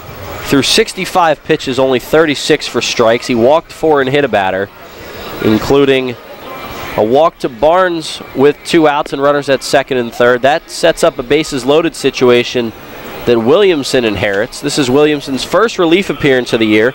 He's 1-2 with a 5.03 ERA in 4 starts, 19 2/3 innings of work. He's allowed 20 hits, 13 runs, only 11 earned. He's struck out 9 and walked 6. So Sanchez fails to get out of the 4th. Williamson, a tough task here. He inherits the bases loaded. And he's got Colin Walsh at the dish. First pitch of Williamson's night is a ball that misses inside. 1-0 the count, 2 down in the inning. Skeeters up 2-1 on the Revs. They got both their runs in the first inning. They left the bases loaded in the 3rd. Revs trying to make it another inning with leaving the bases loaded. Now it's a hot shot down the left field line, foul. 1-1. It trickles back onto the field of play. Melky Mesa will pick it up and throw it into the left center field crowd. I don't think Melky threw that to anyone specifically. It just kind of bounced onto the merry-go-round out there. 1-1 the count on Walsh. Bases loaded. Williamson on the mound. Pitch from Logan. Popped up right side of the diamond. Foul territory. Wilson ranging over in foul territory. He has room. He makes the grab. And the inning is over. Logan Williamson needs just 3 pitches to get the final out of the 4th inning. He strands the bases loaded. The Skeeters have left 6 on over their last 2 innings. And it's still a 2-1 game after 3.5. We'll go to the bottom of the 4th. See if the Revs can tie it up or take the lead. Have you heard? Royal Farms has gotten the national culinary recognition it deserves. Yeah, in Food and Wine magazine's article, 10 gas station foods across the country that are worth the detour, they put Royal Farms' world-famous chicken at the top of the list. Well, we've always known that Royal Farms has the best fried chicken, but now the whole world knows. So hurry into a Royal Farms to pick up some of their nationally recognized world-famous chicken before the world beats a path to their door. Royal Farms, real fresh, real fast. If you own a tractor-trailer business, then you know the cost of having your rig down instead of on the road. Rivers Truck Center in Red Lion keeps your trucks on the road by providing a one-stop shop for all your trucking needs. Rivers handles full-service truck sales and carries a full line of parts for all makes and models, has their own full-service collision center, and provides 24-hour emergency towing and roadside assistance. Check out riverstruck.com for more info. There's a reason Rivers Truck Center has been in business for over 40 years. They really do care. It is easy being green. In York County, trash is safely managed at a waste-to-energy facility where it is used as fuel to produce electricity. The electricity generated from trash is enough to power 20,000 homes. That's enough to light the entire city of York. Learn more at www.ycswa.com. Garbage is power. This is Ryan Dent. You're listening to York Revolution Baseball on the home of the Revs, Sports Radio 1350, WOYK, first in York, first in sports.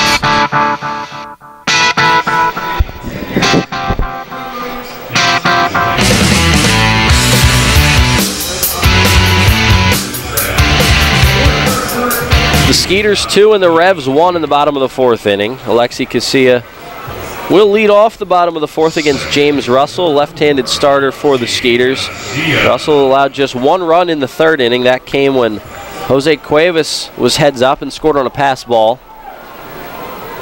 First pitch to Casilla is a fastball in for a strike. It's 0-1. 2-3-4 for the Revs, Casilla, Dotel, and Mesa. Skeeters got their only 2 runs in the first inning. That came on a Matt Chavez 2-run homer. 0-1 to Casilla. Shows bunt but pulls back, taking low. The third baseman, Betancourt, came in charging on that one. Chavez over at first, pinched in.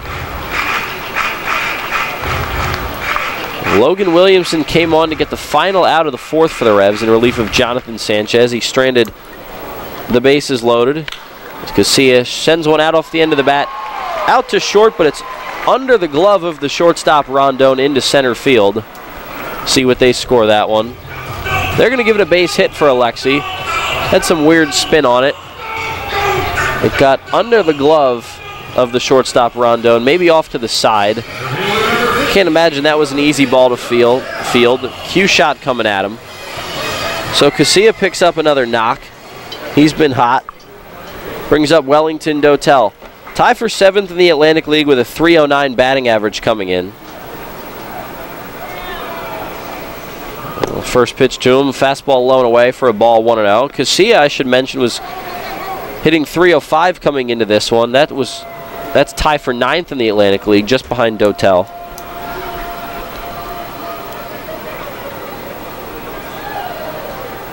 A 1-0 coming to Wellington. Here it is from Russell. Chopper up the middle, into center field, a base hit. A knock for Wellington Dotel. It was just past the outstretched glove of Matt Chavez. Alexi Casilla stops at second. Dotel to first. The runners at first and second for the Revs with no outs against James Russell in the bottom of the fourth. Well, here's Melky Mesa, one of the hottest hitters on the planet, hitting .345 with 6 long balls and 25 RBI on the year. He was 1 for 3 in the rain-shortened game last night. Had a good conversation with Melky before today's game. They call him Smiley, and for good reason. He's always smiling. Just a fun guy to be around. Casilla dances off second. First pitch to Mesa here. It gets by the catcher Whistler. That'll go to the backstop. He couldn't find it at first. Casilla to third. He rounds third, but will stop there. Dotel up to second. And now the Revs are really in business. Runners at second and third, and no outs here in the fourth. The tying run is on third. That's Casilla. The go-ahead run is Dotel at second. And Mesa an RBI opportunity here. Mesa hitting .447. He's 17 for his last 38 over his last 10 games. He's driven in 11 and scored 10 times in that span. Middle infielders will stay back for Sugarland. The 1-0 to Melky. Misses low. It's 2-0. The third baseman, Betancourt, is about a step behind the third base bag and near the line, pretty much guarding the line. The first baseman, Chavez, is way off the line over at first. He's a couple steps behind the infield cutout. Now Mesa shoots one up the middle. That's a base hit into center field. Here comes Casilla. Dotel giving it a shot. The throw to the plate is there, but the tag not in time. The Revs take the lead on Mesa's 2 RBI single up the middle. Dotel just got his hand in ahead of Whistler's tag. And just like that, the Revs go from down 1 to up 1 in the bottom of the fourth. Well, the Milkman continues to deliver. That is his job. 2 more RBI for Melky. He has 27 on the season. 3 straight singles for the Revs. And the line keeps moving for Michael Burgess.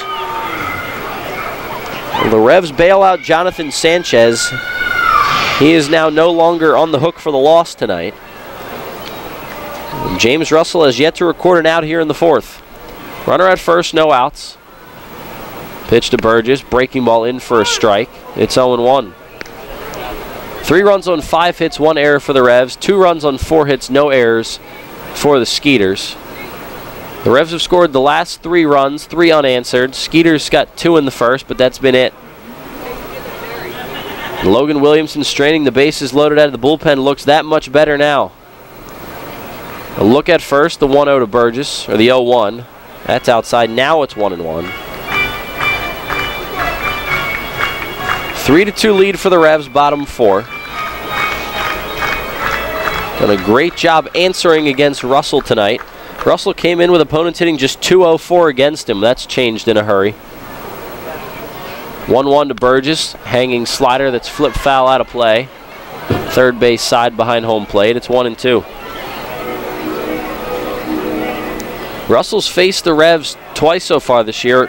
Once in relief, 1 start. His last start against the Revs went 6 innings, gave up 4 runs, but only 3 earned. Took the loss on June 22nd here in York. Robert Carson got the win for the Revs that night. He went 7 shutout innings. And Burgess faced with a 1-2 count. And the pitch. Fly ball out to right field. But the right fielder, Barrett Barnes, is over, ranging toward the corner. He makes the grab. And that's out number 1.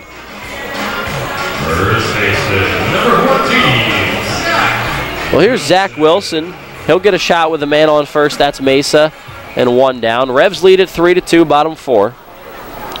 Wilson 0 for 2 last night. He grounded back to the pitcher twice. He also made a throwing error and a fielding error in the game, just trying to shake off that rust. It was his first game back since June 19th last night. A Russell to the plate. Wilson fouls it off down the first base line. 0-1 the count. So the Burgess fly out to right is the first out of the inning. Revs started the inning with a Casillas single, then a Dotel single, then a Mesa single that brought home both. The 0-1 pitch. Wilson fouls it behind home plate. It's 0-2. Well, who else than Melky Mesa? A 2 RBI single that's given the Revs the lead here in the 4th. Not only that, but it erased the 1-run deficit. Wilson ready to hit with no balls and 2 strikes on him. Russell comes set on the mound, looks over at Mesa. Whistler sets up outside the pitch. Fastball, it was out there, but Wilson hammers another foul ball. It's still 0-2. Zach playing first base tonight. Got to believe he's a little bit more comfortable over there, especially coming off the injury.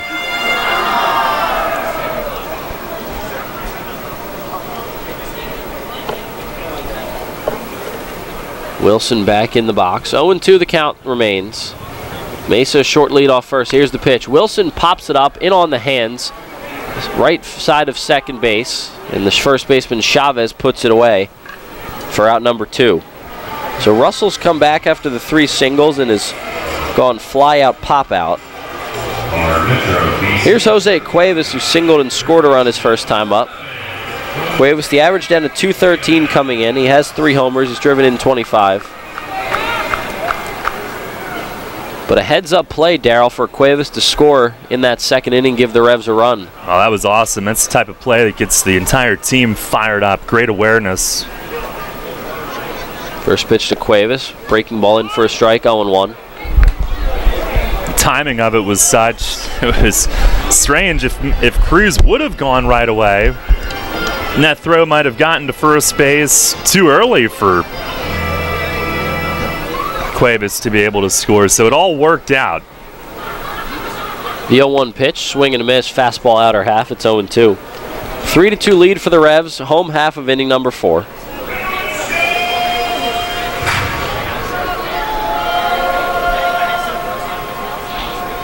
Sandlot night here at the ballpark, if you haven't heard.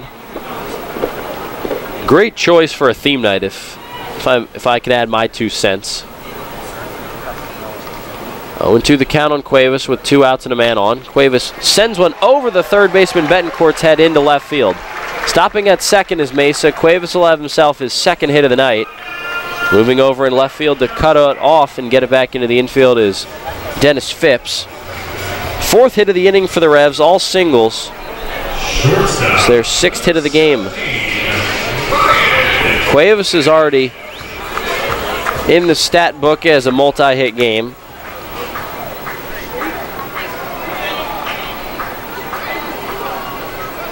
And that brings up the 7th man to hit in the inning, Ryan Dent. He's 0 for 1 with a ground out to short. Mesa leads off second, Cuevas off first. The pitch from Russell. 12-6 curveball in for a strike. It's 0-1. 2 outs in the inning. The Revs holding a 3-2 lead. They've scored 3 unanswered. 2 of them this inning. Melky Mesa deposited 2 RBI single into center field to score Casilla and Dotel, who both reached on singles. Revs out hitting Sugarland 6-4. Russell a check on Mesa and the pitch. Dent chops one out to short. Coming up to grab it is Rondon. He throws on the run to first and gets Dent. And the inning is over. The Revs send 7 to the plate. They score twice. Melky Mesa a 2 RBI single. Gave the Revs a 1-run lead. And after 4 full, it's the Revs 3 and Sugarland 2. Stick with us. Going to the top of the 5th next. Hey, it's the good-looking genius at Broadway Transmission. You know what really grinds my gears? Perfectly good cars being thrown away just because the transmission went bad. My mind slips into overdrive when someone says, I'll just get a new car before I spend that kind of money on a transmission. What? According to Kelley Blue Book, the average price of a new car is $32 grand. Now you're going to finance that, right? There's another $6 to $8 grand. And if you drive it off the showroom floor, it loses 20% of its value immediately. Don't forget, you also have to pay sales tax, higher insurance rates, title and registration fees, and come up with $600, $700, $800 a month depending on your interest rates for 5 years. And remember, you will still have to pay for the upkeep of the car. Brakes, tires, wipers, fluids, etc. Stop! Trade your transmission, not your car. Thanks, good-looking genius. You're welcome, ma'am. Broadway Transmission. We'll get your shift together and save you all that dough. Visit us on the web at BroadwayTrans.com or stop in and see how it's done. Does your wealth advisor know how you take your coffee? At Smith, Mayer & Little Wealth Advisory Group, we genuinely get to know our clients, from their interests, goals, and dreams, right down to how they like their coffee. By understanding our clients on a personal level, we help them make wise financial decisions. In us, you will find a trusted confidant dedicated to your financial success. Smith, Mayer & Little, a wealth of knowledge about wealth. Get to know us over a cup of coffee or visit us at financialjava.com. Janney Montgomery Scott LLC, member NYSE, FINRA, and SIPC. This is Chang Choi, athletic trainer of the York Revolution. You're listening to York Revolution Baseball on the home of the Revs, Sports Radio 1350 WOYK. First in York, first in sports.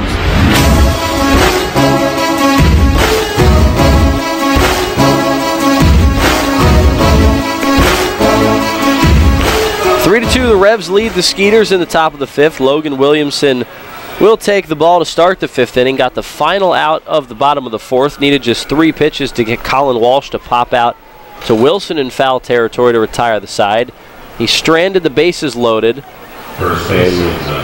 Got Jonathan Sanchez off the hook for the loss. The line on Sanchez is officially closed. He gives up just 2 runs, both earned in 3 2/3. He was pretty ineffective, though. The command was off, walked 4 and hit a batter. The Revs took the lead in the bottom of the 4th when Melky Mesa singled up the middle to bring home 2. Now Williamson will face Matt Chavez to start the 5th. He misses inside with the ball there. It's 1-0. Chavez the K-man tonight, but that has not worked out in the Revs fans' favor tonight. He has not struck out. In fact, he's hit a 2-run homer, and he's also singled. He's provided both runs for Sugarland, but that's all they've gotten so far in this one, just 2 first-inning runs. 1-0 pitch, misses high and tight. It's 2-0. What a lousy pick he was for that. Yeah. Not an ideal candidate for tonight. You figure, guys, was he second in the league in hitting? Yeah, I don't know who made the pick. But hey, sometimes you got to go with a shot. Last night they picked on the MLB vet Norris, and he struck out. Maybe he just wanted some mott sticks. Maybe. The 2-0 pitch. Breaking ball in for a strike. It's 2-1. Chavez Jansanti fips in the inning for Sugarland. 3-4-5. 2-1 the count, no outs. Revs up by 1, trying to salvage a win in this 3-game series. The 2-1 from Williamson, chopped foul over toward the Skeeters dugout. It's 2-2. Well, going into the second half, Darryl, 1 game over 500 would be quite the accomplishment for what this team has gone through this year. They've been through a ton. I'm talking about all the games lost due to injury, and that is rotation, bullpen, and position player lineup. 2-2 pitch from Williamson, misses high and away, 3-2. I mean, what hasn't gone wrong, and they're still sitting at 500 right now? Really? I mean, there's been a lot that's gone wrong. I was thinking about it. It really struck me a few weeks ago when they were hovering around 500, just how amazing it is that they're even there. Now, 3-2 pitch here to Chavez. Changeup foul tipped off of Cruz. I think that one went off the lower chest protector area. So Silvio Martinez is going to walk a new baseball out to Logan, give Cruz a breather. You know, I think during the All-Star break I might sit down and try to come up with everything from the start of the year that's gone wrong and make a list. Where does weather rank in that? Well, believe me, I will go back and count the rainouts. The rain-shortened games. Mother's Day was a nightmare with that doubleheader. Canceled flight, don't forget that. Yeah, believe me, that'll be on the top of the list. 3-2 pitch once more to Chavez. Chopped foul down the third base line. And the at-bat will continue. 3-2 Revs lead top of the 5th. Right now, Logan Williamson and Matt Chavez locked in a good battle. Bus driver locking the keys in the car, or in the bus. I mean, why not just add more insult to the injury? Well, I mean, I guess the silver lining to all your flights being canceled down to Sugar Land, you guys got to say you were in a couple different cities. You weren't outside. You weren't even off the plane for your flight. Not 1 foot off. Here's the 3-2 to Chavez once more. Fastball fouled down the third base line into the Skeeters pen. Well, Matt Chavez just doesn't want to quit. Logan can't get that put away pitch.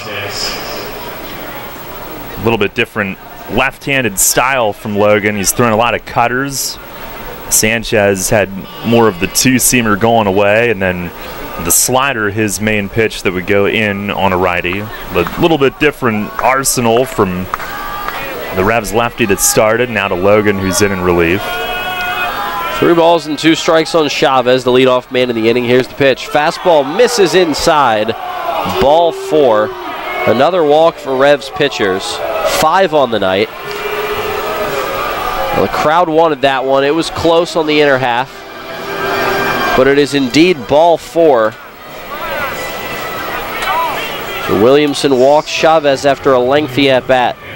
They are foaming at the mouth. They wanted those Maz sticks. It was close. Foaming at the mouth like Hercules in the Sandlot? Yes, exactly. No outs and a man on first. Here's Anthony Jansanti. First pitch to him. He swings and pops it up foul territory, first base side. Wilson gives it a look, but he'll run out of room. It actually hit off the side railing in foul territory down the first base side, so it didn't get into the crowd, but not an ideal play there for Wilson. 0-1 on Jansanti, who hit the 3-run home run that ended up being the difference last night. Highland Piguero getting loose in the Revs pen right now. Logan Williamson is scheduled to start Saturday's game in Southern Maryland. So if the Revs still plan to have him go in that game, got to imagine this would be the last frame for Logan. He'll move to first and back is Chavez. I guess in a way could be working as his bullpen session. Revs did that the other day with Dom.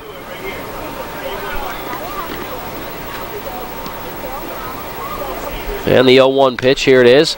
Popped up, shallow left field. Coming on is Mesa. Ranging out is Dent as well. It'll be Dent that'll make the grab and call Mesa off. 1 down in the inning, so good job from Williamson to get Jan Santee right there.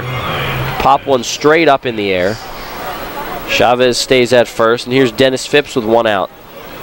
As far as pitch count goes tonight, he's fine right now. He's at 14. Usually the day, 2 days before you start, you might throw 25, maybe 30 off the mound. I mean, he did warm up before this. You have to factor that.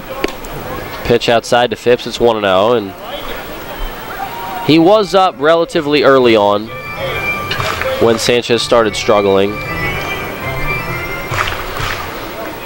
1-0 pitch, fastball in there, called for a strike. It's 1-1. Well, Atkins will go tomorrow. Williamson is scheduled for Saturday's game, and Dom Severino on Sunday. 1-1 pitch coming to Phipps. In on the hands, he chops it foul down the third base line. 1 ball and 2 strikes. 1 down in the inning, man on first. Revs holding a 3-2 lead, top 5. Nice night for a ball game. Couldn't say that about last night. A nice day yesterday, and then rain and lightning and clouds came. Swing and a miss there. And Phipps goes down on strikes. First punch out of the night for Williamson. Third for Revs pitchers. Good slider there. Tight break on it from Logan. 2 outs in the inning. Well, great job last night by the Revs staff and everybody to salvage what they could. Get the fireworks show in and everything. The game was official even though it didn't go the Revs' way.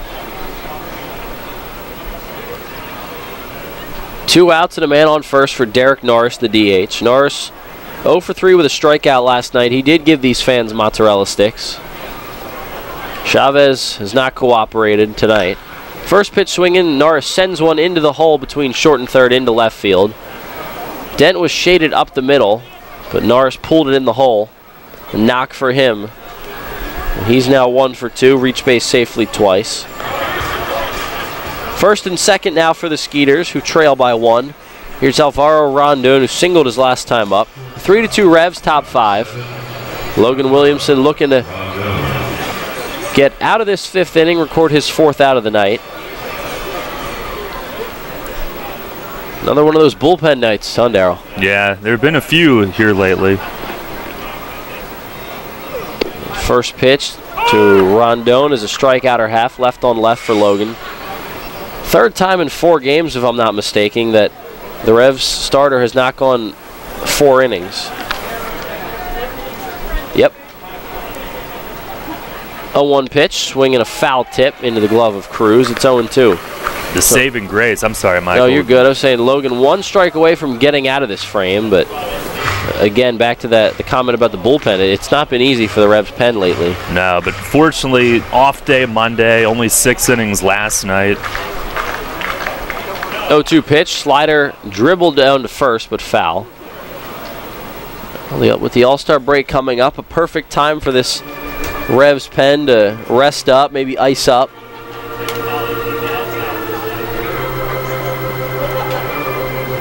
We know that Mace won't be waking up with a nightmare in the middle of the night with his starter having not gone 4 innings over the All-Star break.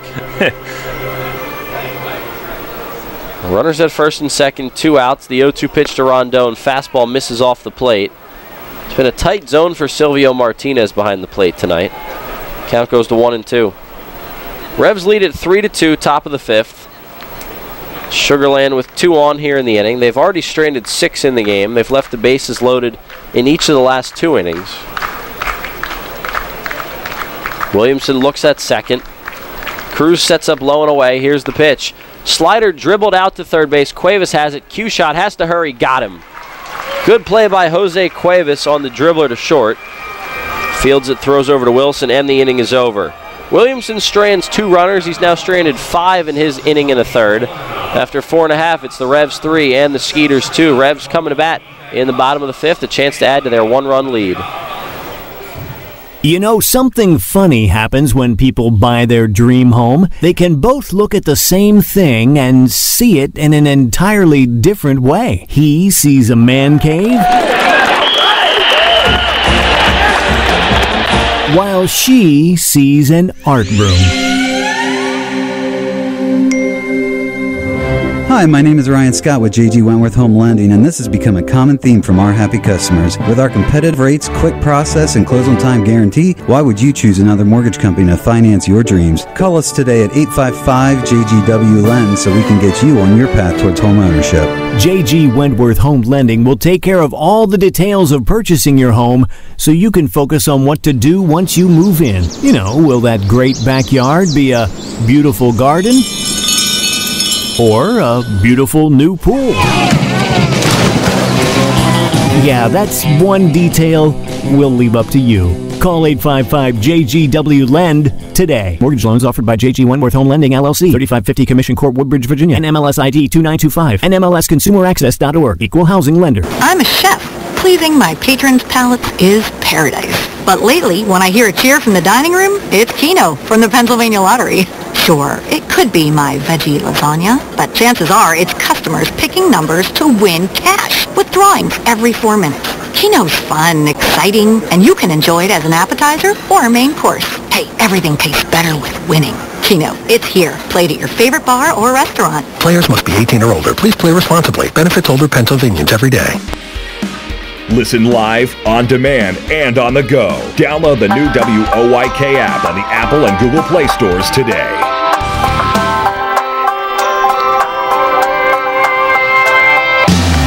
Revs holding a 3-2 lead in the bottom of the 5th inning. Luis Cruz dribbles one foul to start the inning down the first base line. 0-1 on Luis. Back there behind the plate tonight, again doing the catching. Revs, it's the Revs 3 and the Skeeters 2. 3 unanswered runs for the Revs. Sugarland took a 2-0 lead in the top of the first when Matt Chavez sent one over the arch nemesis. But it stayed 2-0 until the bottom of the third. The Revs got a run. Then with a game 2-1 in favor of the Skeeters, Melky Mesa singled up the middle to bring in the tying and go-ahead runs in the bottom of the fourth, and the Revs have led since. A 1 pitch from Russell in for a strike. 9-1-2 for the Revs. Cruz, Mitchell, Casilla. Cruz struck out swinging and was thrown out at first on a 2-3, put out his first time up, which allowed Jose Cuevas to come in to score. He scored from second on that play, got to third on the pass ball, then came in to score on the throw to first. The 0-2 to Luis. Fists it the other way into the seats down right field line foul. Count remains 0-2. Revs up by 1, bottom 5. It's 3-2 York. The 0-2 pitch. Cruz sends a slider over toward the Skeeters bullpen. Somebody barehanded that one and made the play. Darryl, Luis Cruz has Ham Porter up on the scoreboard for him. Oh, yeah. One of the stars of the show. Sandlot legend. The 0-2 pitch. Cruz flips one up in the air out to first base. Chavez backpedals. He makes the grab on the edge of the right field grass. 1 out here in the 5th. Ham had the personality of the team. Oh, yeah. He was the emotional leader. He set the tone. Oh, for sure. I mean, other than Benny the Jet Rodriguez, Ham was the guy in that movie. Ham was the glue. Benny was the star. Sure. And just like any team, I mean, those two things often come from two different players. Star player is one, but then you got to have the guy that gets everyone gelling.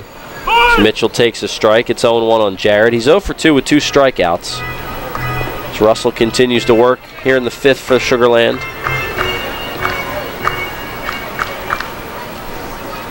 The 0-1 pitch, Mitchell takes low. It's 1-1. 3-2 Revs lead bottom 5 on Sandlot night at the ballpark.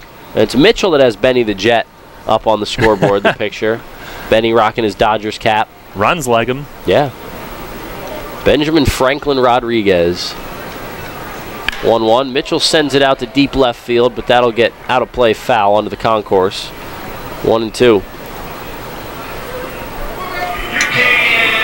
But back to Ham Porter, I mean, he's got maybe the top 2 lines in that movie. You're killing me, Smalls, and you play ball like a girl. I mean, which two, what? Name a better line than those two in that movie. Oh. You're killing me, Smalls has to be the best. That's what everyone says. 1-2 to Mitchell. In on the hands, he chops one out to second. Walsh ranging to his right, gets the ball, throws over to first. Out number 2. Second baseman, number 4, Alexi. You and I were talking. I like the s'mores scene. Yeah, before the Ham. game we were chatting about that. Smalls didn't know what a s'more was. Smalls, you want a s'more? S'more what? Here's Casilla swings at the first pitch. It's 0-1. Revs up by 1 in the bottom of the 5th. 3-2 lead for York, looking to salvage a game in this series and head into the second half on a winning note. Revs have dropped their last 3 games. The 0-1 pitch. Casilla chops it foul down the third base line. 0-2. When was the last time you watched The Sandlot? I think right around late winter, early spring. I believe it was on MLB Network one Sunday night. They showed baseball movies. 0-2 pitch to Casilla coming up, foul out of play. That's one of those where if you see it on TV and you're just flipping through, even if you're just changing the channel during commercial break and whatever you were watching, you keep The Sandlot on. Yes. It stays on. Yes. Whether it's right at the start, halfway through, 3/4 of the way through, it stays on until it's over. 0-2 coming again to Alexi. Off the end of the bat, out to deep left field. Got some carry on it, and that ball is not coming back. Alexi Casilla flicks the wrist, gets one down in the zone, deposits it over the high wall and left. And the Revs add a run. It's 4-2 in the bottom of the 5th.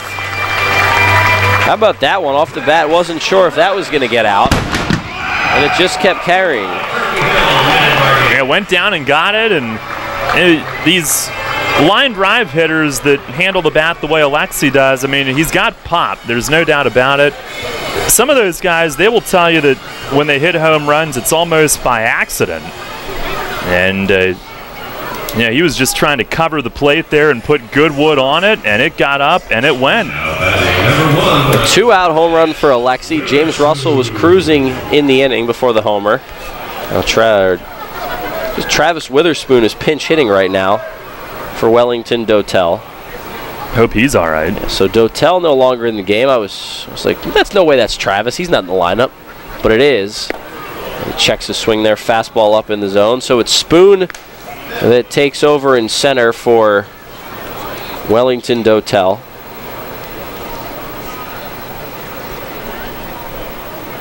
Oh, 2-0 pitch coming up to Spoon. There's a fastball high in the zone, but called a strike. Well, for Alexi, that was home run number 3 on the season. Give him 21 RBI now. 2-1 on Spoon. Another check swing on a fastball high in the zone. Russell has gone exclusively to the fastball high to Witherspoon. Well, Mace wanted to get Spoon a day off. He's no longer able to. He got him 4 innings off. Well, Spoon sends this one in the air, shallow right center. Barnes coming on. He calls for it. Makes the grab, and the side is retired. But Alexi Casilla adds a run for the Revs, a 2-out solo homer over the arch nemesis in left. And it's 4-2 Revs after 5. We'll go to the top of the 6th next here on Sports Radio 1350 WOYK. As you clean it out, keep in mind Community Aid's looking for your lucky leftovers. After you wrap up your yard sale, donate what's left over at your closest Community Aid Drive-Up Donation Center. They're attached to each of Community Aid's incredible thrift stores in our area. Hanover, Harrisburg, Lancaster, Mechanicsburg, and Selinsgrove. Community Aid wants your lucky leftovers to help more than 750 local charities. Learn more at communityaid.net. But don't forget, give your lucky leftovers to Community Aid. Neighbors helping neighbors. Carmen Fusco Pro Baseball and Softball Academy in New Cumberland offers a variety of lesson plans for every budget. Owner Carmen Fusco has 38 years of Major League Baseball experience, and our staff is made up entirely of professional instructors, including Carmen Fusco, Sam Knott, TJ Cronenberger, and Lisa Baker. We offer one-on-one private instruction, camps and clinics, and year-round travel ball programs focused on developing the player. We differ from other facilities because we offer professional instruction with Major League Baseball techniques. We also provide free college placement for our athletes. Conveniently located off I-83 between Harrisburg and York, check out Carmen Fusco Pro Baseball and Softball Academy in New Cumberland and go online to fuscoprobaseball.com. Sports injury? Walk into WellSpan Urgent Orthopedics for immediate care. No appointment is ever needed. Our orthopedic and sports medicine specialists are here to treat you. Visit wellspan.org/urgent orthopedics today for hours at our York and Hanover locations. Hey, this is Jacoby Jones, Super Bowl champ, Dancing with the Stars. If y'all didn't vote for me, it's y'all fault I lost, but you're listening to the radio, WOYK 1350, baby.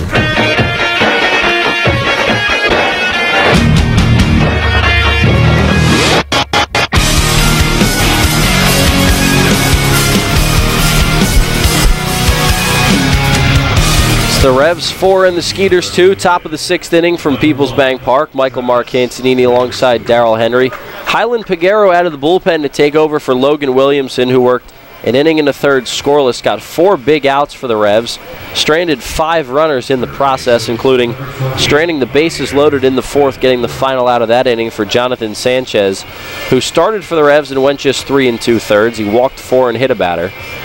Williamson was really good through his inning in a third. He's the Revs' scheduled starter on Saturday, but he was pressed into action tonight, and he did a good job. Here's Piguero taking over in the 6th. He's been great for the Revs of late. Been a trusted weapon out of Mark Mason's pen. First pitch from Highland in the inning is a strike on the outer half to Javier Betancourt, the third baseman for the Skeeters. It's Betancourt, Whistler, Barnes, 8-9-1. So on the season, Piguero 1-2 with a 3.58 ERA in 26 appearances, 27 2/3 innings of work. The 0-1 from Piguero, slider misses high, it's 1-1. Piguero with the Revs, a 3.64 ERA. He's 0-1 in 14 appearances. 17 1/3 of his 27 2/3 have come here in York. 20 strikeouts to 15 walks on the season in total. 1-1 the count on the leadoff man, Betancourt. Here's the pitch. Fastball on the outer half. It's 1-2. Revs lead at 4-2. They got a solo home run from Alexi Casilla in the bottom of the 5th. Some insurance there for the Revs. Melky Mesa, 2 RBI single in the 4th. Their first run came when Jose Cuevas scored on a drop third strike throw to first. Revs 4 unanswered in the game. The 1-2 pitch from Piguero, swing and a miss, fastball upstairs. He gets Betancourt. 1 down here in the top of the 6th. 5 big outs so far for the Revs bullpen tonight. Piguero off to a good start to his night. Yeah, he's been excellent. He's been in different roles, sometimes coming in early in games to eat up some innings, and he's really been excellent in all but maybe 2 outings. All of his runs have come in 2 outings. The job that Logan did tonight to bridge the middle innings. First pitch to the 9-hitter, Josh Whistler, is taken for a strike. It's 0-1. Ben Rowan loosening up in Sugarland's bullpen. The Sidewinder's given the Revs trouble this season. He's won 2 games against the Revs. Well, right now the Revs in the lead, though, so they don't have to worry about facing Rowan with a deficit. 1 pitch, in for a strike. Good one there from Highland. The count's 0-2 on the catcher, Whistler. And Josh got his first hit in pro ball last night. He's 1 for 6 on the year now with a single. 1 for 2 last night. He scored a run on the home run from Jan Santee. No balls and 2 strikes to the rookie. And the pitch, chop foul down the first base side. It's still 0-2. Whistler played his college ball at Pittsburgh State. Now, you might be thinking of Pittsburgh, Pennsylvania, but we're talking about Pittsburgh, Kansas. There's no G on the end of this. There's no H on the end of this Pittsburgh. The Pittsburgh State Gorillas. Just under 8,000 students at that school. And the 0-2 to Whistler is a ball outside. It's 1-2. You don't see a lot of colleges with the nickname Gorillas. I believe that would be the first I've seen. First you've heard, okay. A lot of tigers and bears and bird names. Not a lot of gorillas. Now the 1-2 and ball low in the zone. You ever go to a zoo and When you see like an eagle, you'd be like, oh, there's Carson Wentz. Or if you see a tiger, oh, that's Miguel Cabrera over there. Because I do that. You do that? I do that all the time. Well, they have the all-encompassing Wildcat nickname. Sure. Which is very popular in this area for high school sports. Well, 2-2 the count on the batter Whistler. 1 down, no one on in the inning. 4-2 lead for the Revs, top 6. See what Peguero comes with. 2-2. And the pitch. Change up off the plate for a ball. It's 3-2. Well, the strike zone for Silvio Martinez has been consistent tonight. It's just unfortunately been consistently small. Well, 3-2 the count, 1 down in the inning. 9-man Whistler fighting here. The right-hander Peguero to the plate, swing and a miss, fastball outside corner, back-to-back punch-outs for the veteran right-hander. 2 outs here in the 6th. Well, he's had really good success against this lineup. That 3 2/3 scoreless outing that he had a couple weeks ago was against the Skeeters. Had a bunch of strikeouts in that outing, 5. First 2 here tonight. He wasn't deterred by that close pitch he didn't get. Came right back, made a better pitch. 2 outs and no one on for the leadoff man Barnes. Swings and misses at a nasty slider diving away. 0-1 the count. Well, that was a season high in strikeouts for Peguero. The 5 that he posted against Sugar Land in that outing. He went a season high 3 2/3. 0-1 on Barnes. 2 outs in the inning. The pitch, slider misses away, 1-1. Peguero looking for the first Revs conventional 1-2-3 inning tonight. Sanchez faced the minimum in the second, walked the leadoff man though and got a double play that helped him face just 3 that inning. So 1-1 the count on Barnes with 2 outs in the inning, no one on. 4-2 lead for the Revs. Top 6. Final game of this first half. Can't believe we're already here. 1-1 coming up from Highland. He takes the sign from his catcher, Cruz. And the pitch, slider in for a strike. And he's gone almost exclusively to the slider here in the at-bat, and it's worked.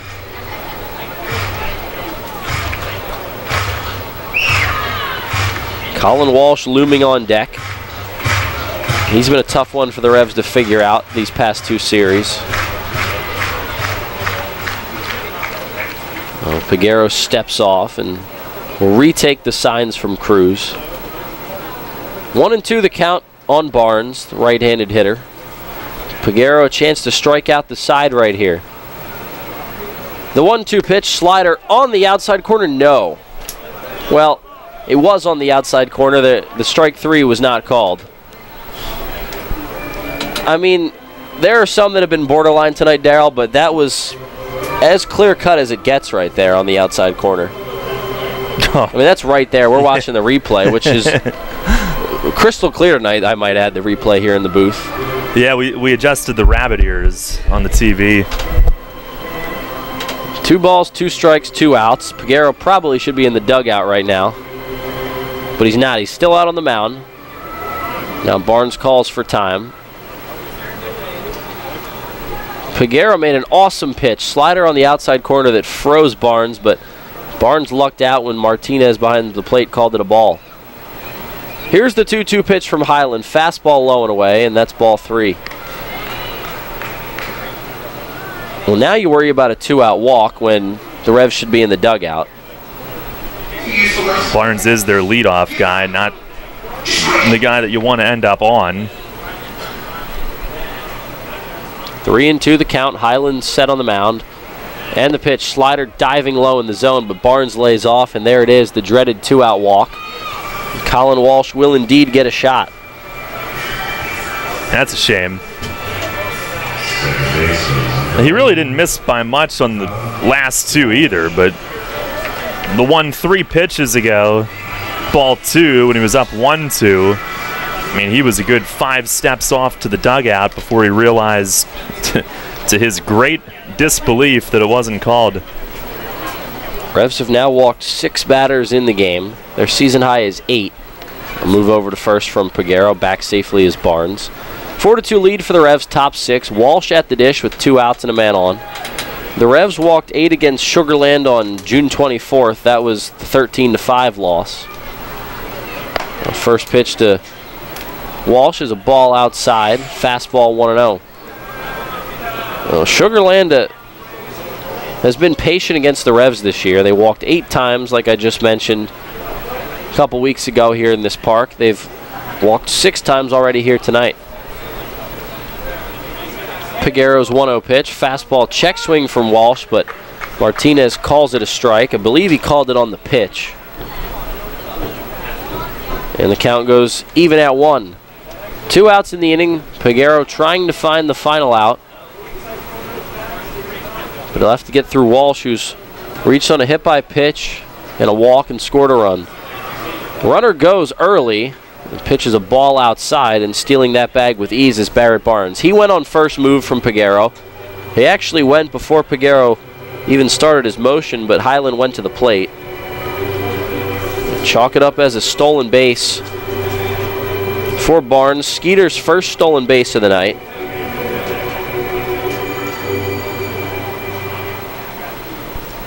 Peguero looks out at second. Barnes dancing off.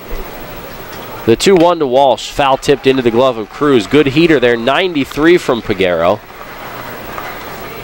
Oh, do you have to be 37 and up to get 93 and up on the radar gun in this team? Seems to help. He's got good stuff tonight.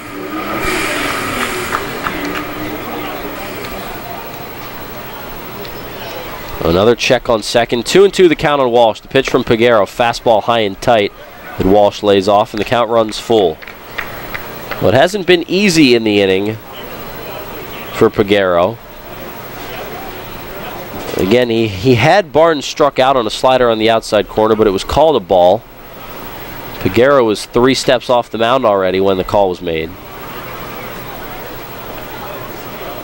Chance to strike out the side here, though, or at least get out of it with no runs scoring. The 3-2 pitch popped up left center field. Witherspoon ranging into the left center gap. It's carrying a bit. But Spoon makes the grab a few feet shy of the track, and the inning is over. A 2-out walk is stranded by Highland Peguero. No runs, no hits, no errors, and 1 left for the Skeeters in the top of the 6th. We go to the bottom of the 6th with the Revs leading the Skeeters 4-2. Money and business are essential to the strength of a community. So is cheering and celebration and music and fun. That's why York Revolution games, concerts, youth sports, special events, and more happen at a place called People's Bank Park. People's Bank has been serving York County for more than 150 years. Always cheering, always celebrating, always committed to the things that make York County great. And to you having a great time at People's Bank Park. People's Bank, member FDIC, equal housing lender. Planning your next visit to York? Book your stay at Courtyard by Marriott. Conveniently situated near local businesses, shopping, dining, downtown, and local attractions, Courtyard by Marriott features a state-of-the-art lobby, inviting flexible spaces to work or relax, free Wi-Fi, our well-equipped fitness center, and a bistro offering healthy options and refreshing choices, including Starbucks and an evening bar. Your stay is sure to be more comfortable, productive, and enjoyable than ever before. Courtyard by Marriott, 2799 Concord Road in York. Book your stay at 717-840-7840. You'll always hit it out of the park with great Best Yet products from your neighborhood SureSave stores. Like party platters with $18.93 deli items. Team up Best Yet hot dogs with Best Yet kettle cooked chips. And get Best Yet 12 packs of soda and Best Yet Rising Crust pizzas at Saubles Markets in Shrewsbury, Stewartstown, Whiteford, and East York. And at Nell's Market Fresh Foods in Spry. Hi, this is United States Olympic gold medalist Jenny Finch. You're listening to York Revolution Baseball on Sports Radio 1350. WOYK. First in York, first in sports.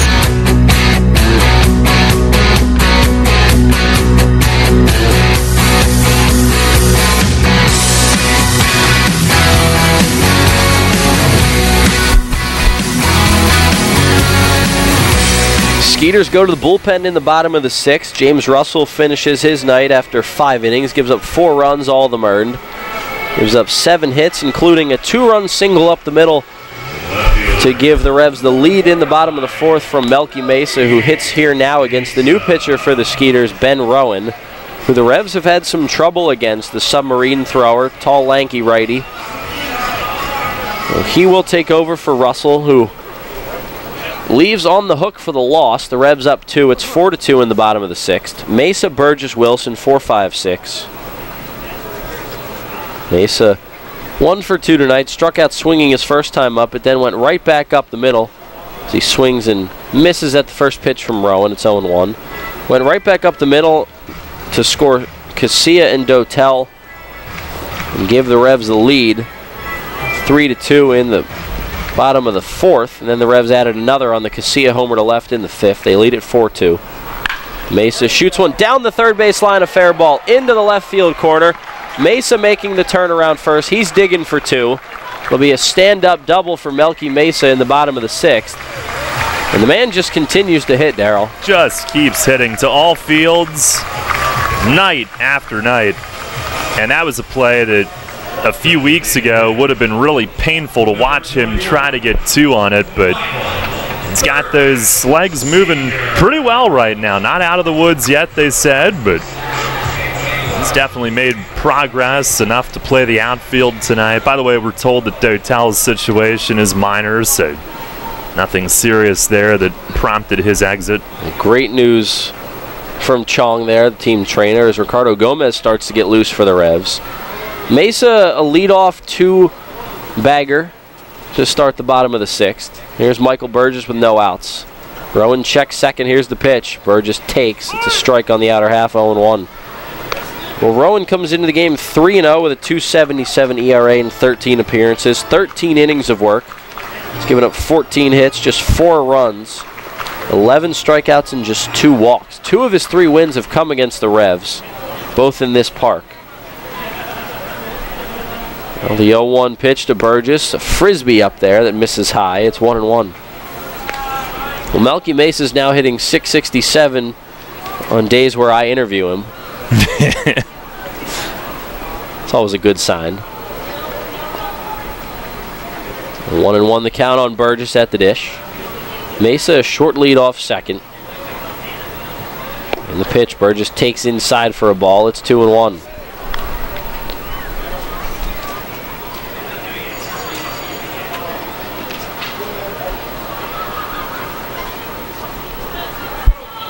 Well, Ben Rowan, a 6'4", 203-pound submarine pitcher.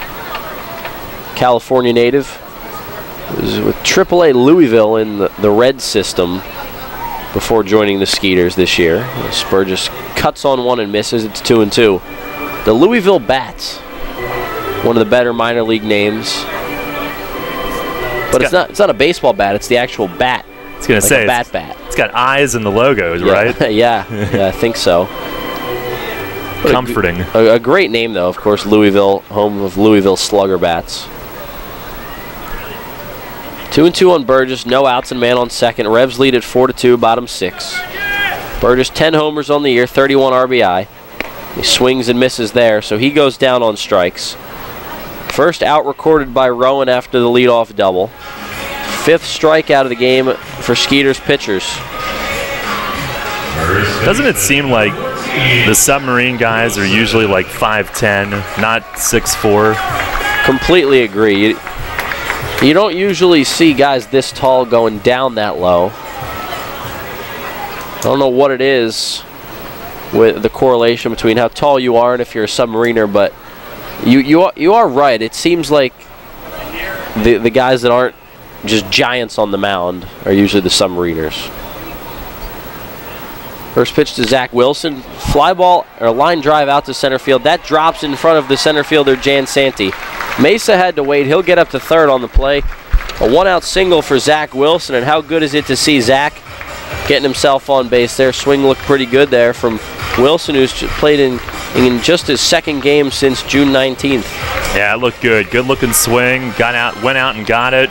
Pitch running away from him, and he really has not, until today, has not been able to take on-field BP or anything. The team hasn't. So you can do all the flips in the cage and everything, but until you're locking in with the ball coming at you or at the strike zone and tracking it, I mean, that's you've got to get that timing back, and he's trying to do it in game. They've got guys that are hot, so they can kind of let him work through it a little bit, but good to see him get a hit right there. Here's Jose Cuevas with one out in first and third. He takes a strike, outer half. 0-1 the count. Cuevas an RBI opportunity right here, a chance to add to the Revs' 2-run lead. Revs have scored 4 unanswered against Sugar Land, who scored their only 2 runs of the night in the first inning, a home run by Matt Chavez. The 0-1 pitch coming to Cuevas. Ground ball out to second. Walsh has it, throws to second for 1. The return throw is dropped. They call out at second. Wilson is out. They say that Rondon dropped it on the transfer. An RBI fielder's choice for Cuevas. And the Revs add another. It's 5-2 Revs, bottom 6. Well, the good news is no double play, obviously, which off the bat, Cuevas had to dig to make sure that run got home. No relay to first. The bad news is I don't think Rondon ever had it, and Mace doesn't either. And he's going to come out arguing basically that the umpire anticipated the catch there, and he didn't think the shortstop had it. Certainly not while he was on the bag. Mace might be arguing that he was pulled off the bag and then dropped it, but they called him out and that the drop came on the transfer. From here, watching it in real time, I don't think he had it long enough to call that. Well, everybody knows of the old neighborhood play at second base where the shortstop or second baseman will get the call at second even if they don't have their foot on second. That there is a play that middle infielders usually get the benefit of the doubt on. They do. The transfer play.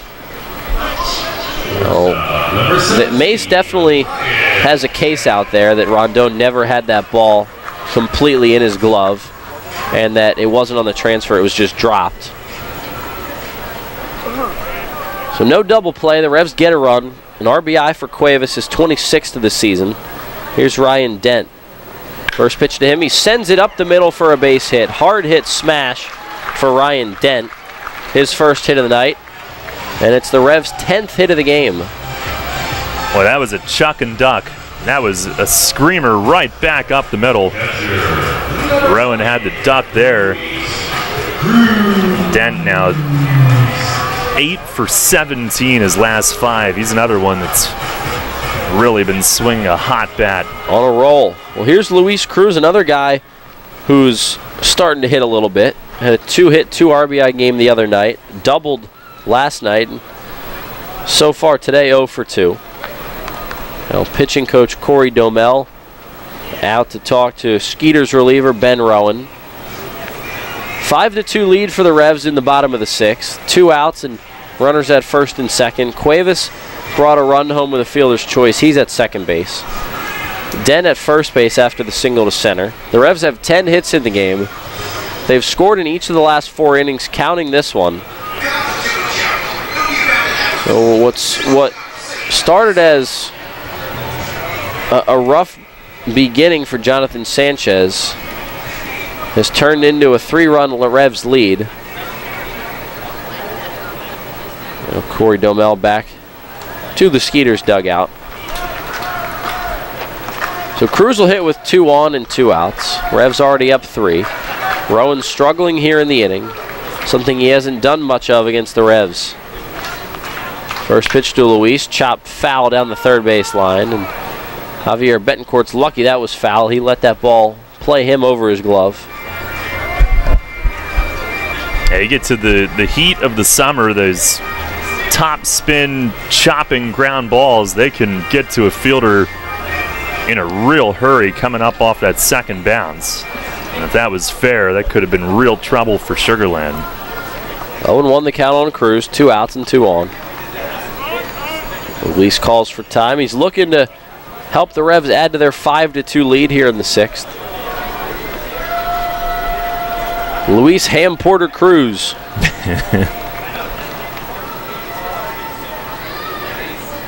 Rowan checks second. And the pitch. Slider popped up in the air. Foul territory, third base side. Giving chases the third baseman Betancourt. He overran it, but he jumps up to make the grab over by the Skeeters dugout. The railing is right what he was next to, and he makes the grab to end the inning. The Revs get another on Jose Cuevas' RBI fielder's choice. 1 run on 3 hits, no errors. They leave 2. We'll go to the top of the 7th with the Revs leading by 3. It's 5-2, and Darryl Henry taking back over on the play-by-play. Rutter's has all your favorite seafood options. Tavern battered cod sandwich, crispy fried shrimp with bada bing dipping sauce, flavorful crab and corn chowder, just to name a few. Rutter's Seafood. One try and you'll be hooked. Rutter's. Why go anywhere else for seafood? Planning your summer vacation? Looking to take care of those long overdue home improvements? Hello, I'm Tara Hauser, Vice President of Marketing at First Capital Federal Credit Union. Make all your dreams come true with a home equity loan from First Capital FCU. For a limited time, take advantage of a 7-year home equity loan of $10,000 or more with an annual percentage rate as low as 3.99%. Visit firstcapitalfcu.com or stop by any branch to apply. First Capital, putting you first. Federally insured by NCUA. Equal housing lender. First Capital Federal Credit Union. Columbia Gas of Pennsylvania delivers natural gas to 423,000 customers. Our commitment is to do it reliably, efficiently, and most importantly, safely. If you smell, hear, or see any sign of a natural gas problem, evacuate immediately and call 911 from a safe location. The most obvious indication of a problem in your home would be a rotten egg odor. For more information on natural gas safety, visit ColumbiaGasPA.com. Columbia Gas of Pennsylvania reminding you about natural gas safety. Rutter's Hot Dog Extravaganza is here. Rutter's Kunzler hot dogs and brand new corn dogs are only 2 for $2. Our amazing Kunzler bacon wrapped cheddar dogs and sausages are only 2 for $4. Earn 2 cents on fuel for every deal purchase. Must scan rewards card. Rutter's, why go anywhere else? You're on the home of the Atlantic League champion York Revolution. Sports Radio 1350 WOYK, York.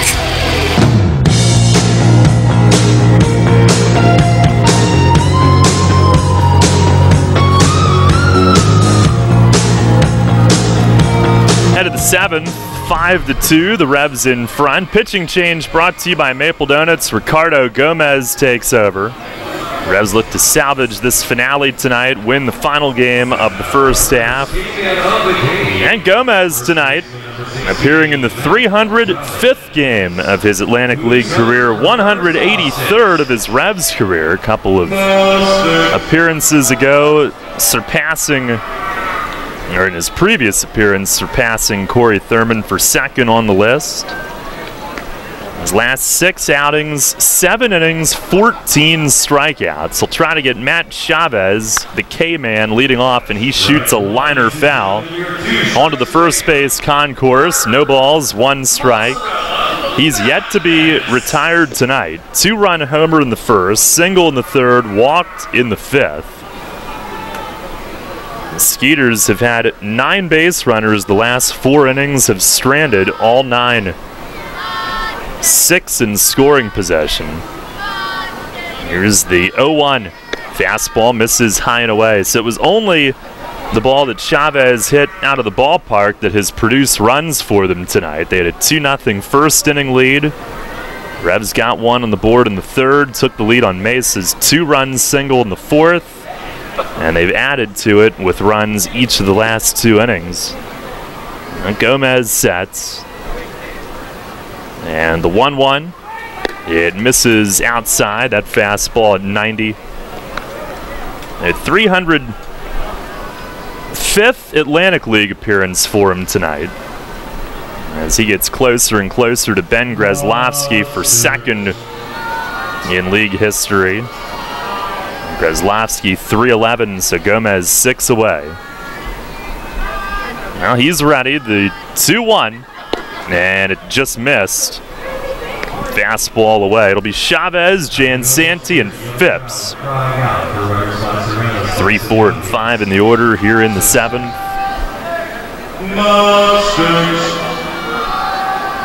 Revs have Luke Westfall getting ready. Gomez set. Here's the 3-1. And a swing and a miss. Fastball exploding up in the zone that Chavez swings through. Chavez entered the night 3rd in the league in hitting. A 328 clip, and they haven't retired him yet tonight. Chance of Moz sticks. with the count full beginning the 7th inning. Gomez ready and steps off. 5 runs, 10 hits, 1 error for York, 2 5-0 for Sugar Land as Gomez goes to the rosin bag. Another night where perspiration will be occurring pretty readily. He's ready, and now the payoff pitch. Slider broke away, and Chavez is on the walk. On base all 4 times tonight. Gomez loses him to the leadoff pass to begin the 7th. It is dusk here at Peoples Bank Park tonight. As we approach nightfall, Anthony Jansanti will dig in. He is 0 for 2 with a walk. Look at our York Mitsubishi out-of-town scoreboard. Somerset trails at Southern Maryland 6-5 in the 6th. First pitch is swung on and missed. A slider. And a good one to go to. First pitch on Jansanti, who's looking to hit something early in the count. Revs will be at Southern Maryland tomorrow. On air at 6:15, 6:35 first pitch, the first 2:05 Sunday. The 0-1 and a fastball right on the outside corner. Strike 2 taken. Road Warriors in Lancaster tied at 1 in the 5th inning. New Britain leads Long Island 4-1 in the 7th. Our York Mitsubishi out-of-town scoreboard. Here it's 5-2 York as we open the 7th. Gomez ready. Now the 0-2. Swing and a foul back over the roof. Westfall getting up again out in right field. Peguero struck out 2 last inning. Logan Williamson gave them 4 outs, scoreless. Stranded 3 inherited runners in the 4th, left them loaded. Gomez set, another 0-2. And a swing and a miss. He got him at 92 up near the ladders. 1 down here in the 7th inning. And Gomez, the vast majority of his outs here over really the last month or so have been on strikeouts. About 2/3 of his outs. 1 down here to begin the 7th. Here's Dennis Phipps, who tonight is 0 for 3 with 2 strikeouts. 1 on, 1 out. Wilson holds Chavez. First pitch slider missed a little low. Gomez rolls his eyes. That's one that he wanted. Has not been the biggest zone tonight. 1 ball, no strikes to Phipps. Had a little big league time with the Reds earlier in his career. There's the 1-0. And there's a slider for a called strike. Back with a good one there that hooked from one side of the plate to the other. Ricardo's another guy that has had his struggles at times. During that road trip in Southern Maryland was really the peak of his struggles. A couple outings in a row where he was not effective, but since then he's been awesome, and it's great to see things coming together for the Revs in that pen.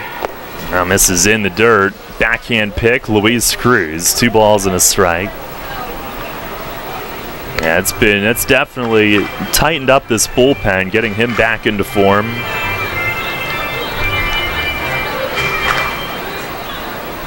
Phipps, who has hit .338 on the road. Last year he was with the Texas Air Hogs in the American Association. The 2-1. And a check swing on a slider away. Appeal to first, and he went, says James Clayton. 2-2. Tying run is on deck. That is Derek Norris. Phipps was the Venezuelan Winter League Player of the Year about a year and a half ago, as Gomez steps off, winner of 2017. Got to the majors with the Reds in 2012. 8 games played, 3 for 10 with the double and a homer. He made the most of it. He was the Reds minor league hitter of the year 3 years before that. The 2-2, and a slider breaks down and away, a full count. I'm sorry, 1 year before that, 2011, and called up in 2012. 3-2 the count. Chavez a short lead at first. Time asked for. Gomez goes to the rosin bag again.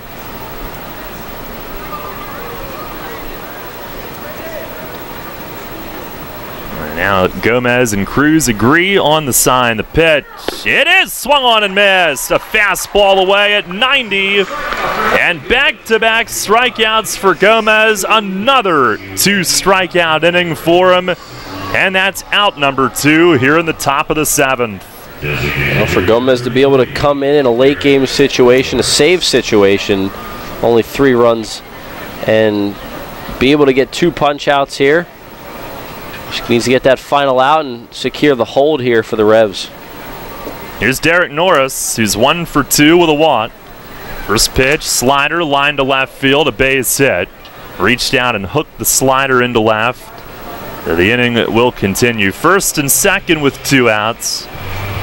And Alvaro Rondon coming up representing the tying run. He's been batting left-handed only lately, even though he's listed as switch. And here comes Mace. He's going to bring in Luke Westfall to face him. So pitching change brought to you by Maple Donuts.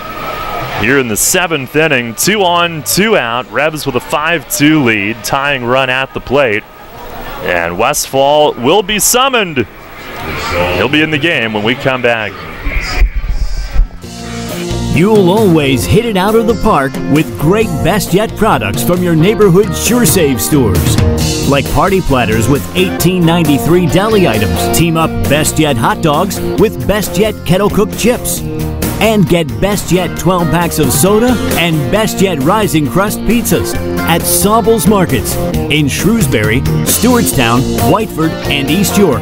And at Nell's Market Fresh Foods in Spry. Facing a legal issue can be a frightening time. What's my course of action? How do I know who to call? Fortunately, the York County Bar Association makes it easy. Now, you only need to make one call to find the right lawyer for you. Call the York County Bar Association and let us help you find the right lawyer with our Attorney Connection Lawyer Referral Service. Just call 854-8755 or visit yorkbar.com. Don't hesitate in getting the help you need. Contact the York County Bar Association and let us help you find the right attorney at the right time. You trust AAA to work at every mile. But AAA doesn't just cover your car. They can also cover your home. AAA Home Insurance protects every square foot. And when you add AAA Home Insurance to AAA Auto Insurance, you get more protection and more savings. Insurance that's not just insurance. Talk to your local AAA insurance agent today or visit AAA.com to learn more about AAA Home Insurance. Hi, this is Mark Mason. You're listening to York Revolution Baseball on the home of the Revs, Sports Radio 1350, WOYK.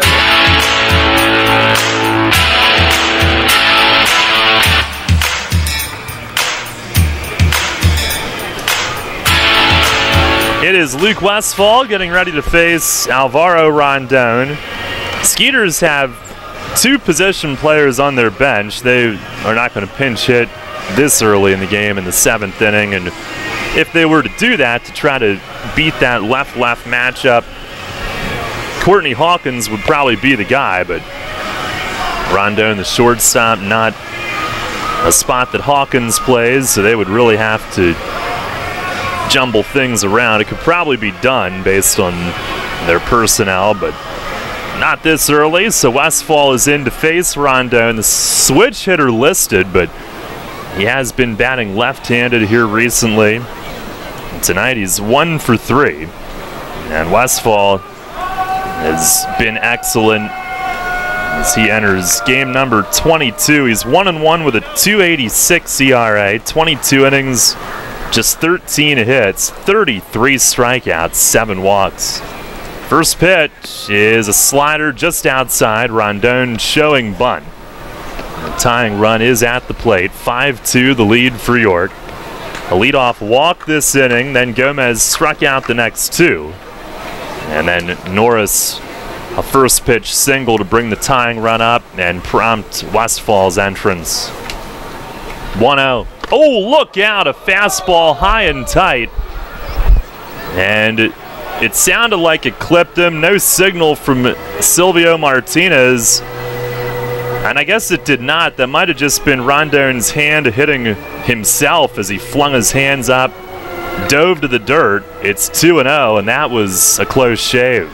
Well, it sounded like it might have grazed the front brim of the helmet, but tough to see that, and no argument from Rondone. I'm sure he would be pitching a fit if it did. It did sound like it, though. He has held his own against lefties this year, hitting about the same against both. Pitch is swung on and missed. He chased ball 3. Westfall went up there again. Maybe not intentionally. He's kind of shaking his head. Ball might be slipping a little bit, but Rondone helps him out. Well, we just got word that it, in fact, did not hit Rondone on the replay. So, great work from our guys in the booth checking that out. Westfall ready. Here's the 2-1. Fastball just missed down and away. And now 3-1. Betancourt waits on deck. Westfall trying to come back to get Rondone and not put the tying run on the bases. Takes a deep breath, sets the hands. The 3-1. It missed high, and it is a walk. Brought in to face the lefty, but fell behind and ends up walking Rondone. So the bases are loaded. He is the tying run at first, and Betancourt makes his way up. Third baseman, Javier. He is 1 for 3 tonight with an infield hit. Right-hand hitter. Only the 8th walk for Westfall compared to those 33 strikeouts. Now he's set. Big spot. First pitch. Breaking ball. It's a strike. 0-1 on that tumbling downward slider that he's got. Almost nightfall here. Still see the tree line. Here's the stretch from Luke. The 0-1 and a slider, strike 2 called. He jumps right on top and has Betancourt buried in the count. Revs get Junior Rincon up and tossing now. The Westfall trying to put this top of the 7th inning to bed. The lead is 5-2. He stares and he steps off. He's had a really good first half. Missed a little over a week with some tightness, but came back strong. Here's the stretch, the 0-2. Swinging a fly ball to right. Mitchell right there. He'll come in. It's shallow toward the line, and he's got it. Fly out ends the inning, and for the 3rd time tonight, the Skeeters have left the bases loaded. They have stranded 12, and they've done it all in the last 5 innings. No runs, 1 hit, 3 men left. Stretch time here at the bank. It's the Revs 5 and the Skeeters 2. Everything you've worked for may be facing a hostile takeover, but step outside the boardroom and look around. Not taking care of business right now could leave you dealing with a hostile takeover by crabgrass later this summer. And broadleaf weeds are just beneath the surface, ready to take their share of your turf too. Prevent hostile takeovers. Call Heritage Lawn and Landscape Care and give your lawn a good, healthy start this year. Heritage Lawn can apply crabgrass pre-emergent and quality fertilizer now to fortify your lawn for later. HeritageLawnandLandscape.com. World-class care right in your backyard. Neighbors not so neighborly anymore? Sick of the size of your current home? Is renting feeling like a relentless waste of money? Agent Adam knows the feeling. With a 100% contract-to-close track record, Agent Adam and Housebroker Realty will sell your home quickly and help you buyers explore new home ownership with confidence. Go to agentadamsells.com or call 717-757-9999 and ask for Agent Adam personally. That's agentadamsells.com or 717-757-9999. Money and business are essential to the strength of a community. So is cheering and celebration and music and fun. That's why York Revolution games, concerts, youth sports, special events, and more happen at a place called People's Bank Park.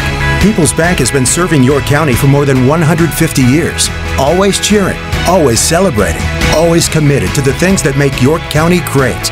And to you having a great time at People's Bank Park. People's Bank, member FDIC, equal housing lender. Hi, this is Enoel Polanco, and you're listening to Your Revolution Baseball on the Home of the Revolution, Sport Radio 1350 WOYK.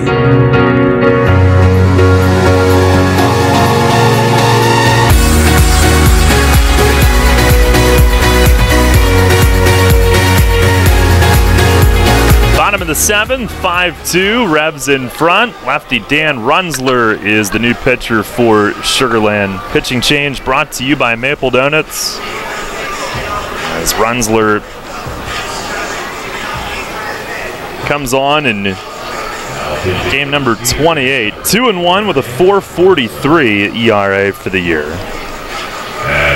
Had some time with the Pirates in the big leagues last season. Really good year at AAA otherwise with Indianapolis. Top of the order for the Revs, Jared Mitchell leads off. Up 5-2. First pitch is a check swing on a fastball in tight. Appeal to third, and he went, says Brian Page. 92 from Runzler, who's known for having pretty nasty stuff. He was in this league 2 years ago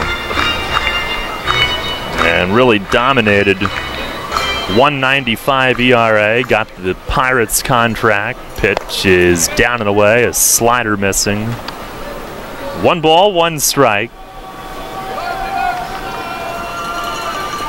Last year, a 3.05 ERA at AAA. 7 saves at AAA. Pitch to Mitchell is high and tight. Slider there, 2 balls and a strike. Mitchell 0 for 3 in this one. He's been starting to swing the bat better, but looking for his first hit tonight. Tough lefty, and Russell started. Time asked for as Mitchell backs out.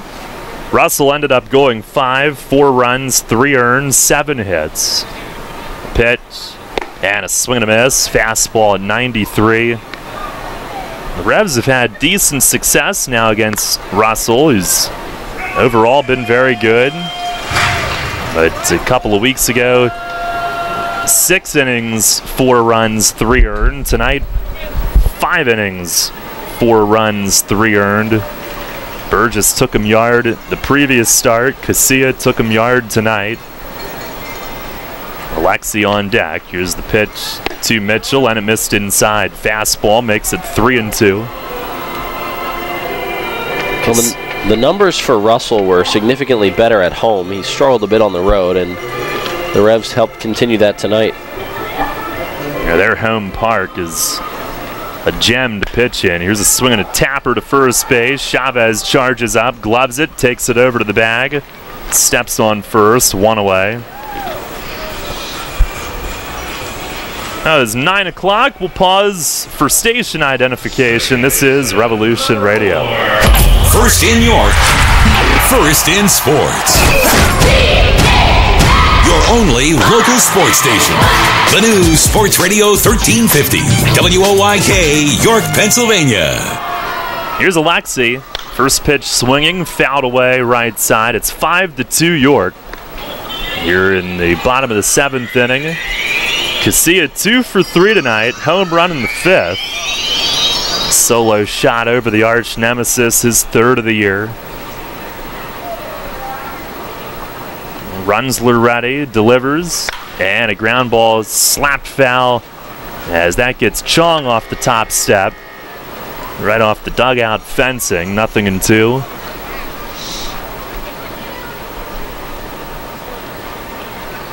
Revs at Southern Maryland the next 3, then the All-Star break, back home next Friday against Long Island coming out of the break. 0-2, and a miss is down and in. Casilla got his back foot out of the way. Did you see that toss that Silvio just made back to the pitcher? Yeah, that ball got him in the left hand. He's in pain. Yeah, I was going to say, it didn't look comfortable. Well, we've been around Silvio when he's taken worse. Oof, yeah. And Southern Maryland was bad. Took one, I think, to the chin, and he went down, left the game. Concussion. He doesn't want to delay it. Rondon from short came in to grab the rosin bag and give him some time. Yeah, he basically bowled the new ball to Runzler.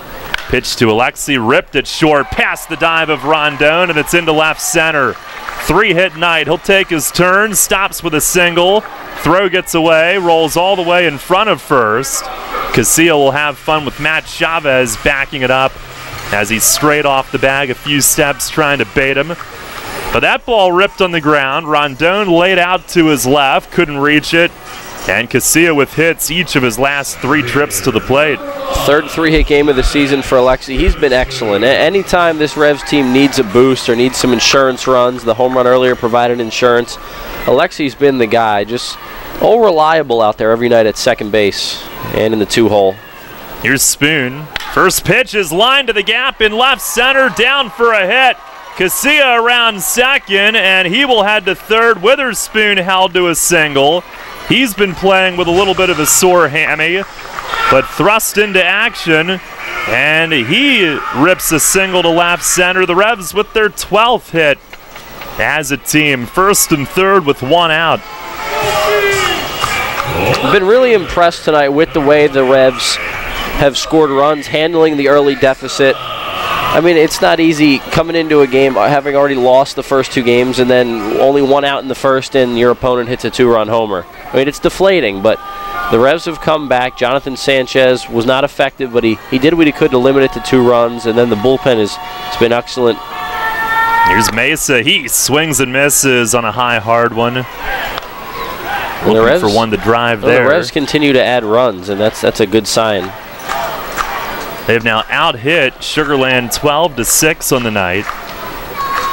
And over the last 5 innings, while the Skeeters have stranded as many as they have, the Revs have scored 5 unanswered. The pitch, it's swung on, grounded toward the middle. Rondon cuts it off from short, goes right to second, and throws to first. Inning-ending double play. They do not score here in the 7th. That grounder took him right to the bag.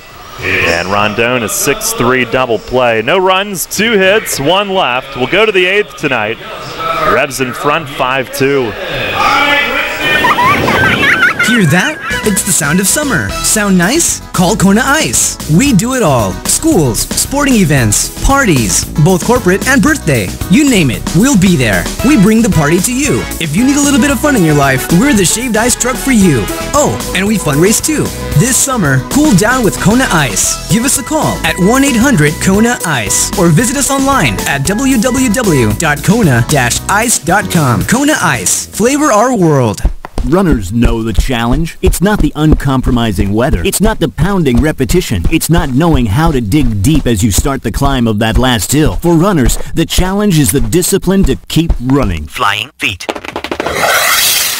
Casual runners, amateur runners, hardcore runners, no matter what level runner you are, Flying Feet Sports Shoes is with you every step of the way. Flying Feet has become the leader in athletic footwear and properly fitting the feet of runners throughout Central PA. Flying Feet has become the leader in athletic footwear, properly fitting the feet of runners throughout Central PA. And that holds true whether you're training or racing on roads, tracks, or trails. For those searching for that discipline, Flying Feet provides the latest shoe innovations, the accessories and equipment, and the inspiration to keep on running. Greg Baum and his staff have the knowledge and the true understanding of what running is all about. As one local runner put it, Flying Feet is family, and all runners are welcome. Flying Feet.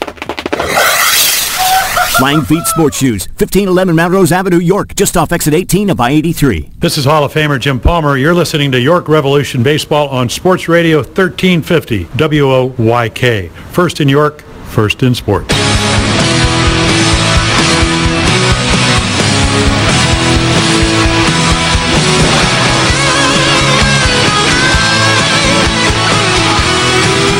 Head of the 8th, Junior Rincon takes over.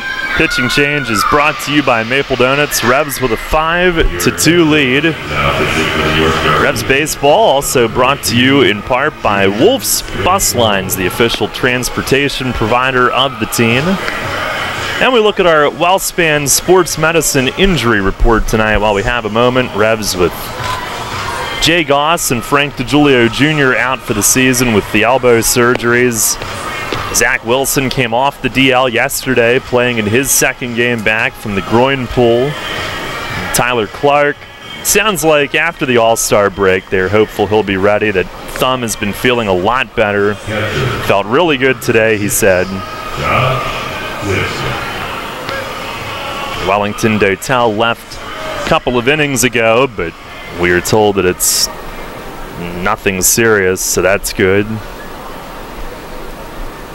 As our WellSpan Sports Medicine injury report, Rincon will face Josh Whistler to lead off. He's 0 for 3.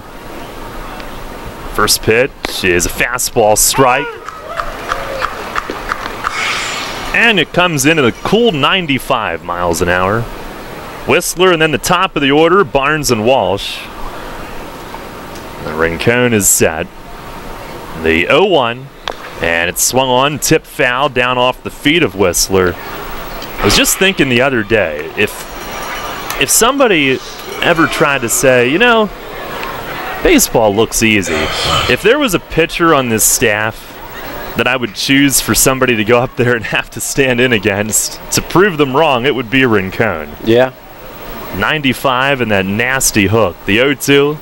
And a swing and a pop-up, foul ground. Cruz flips the mask off, over to his left, and he's got it.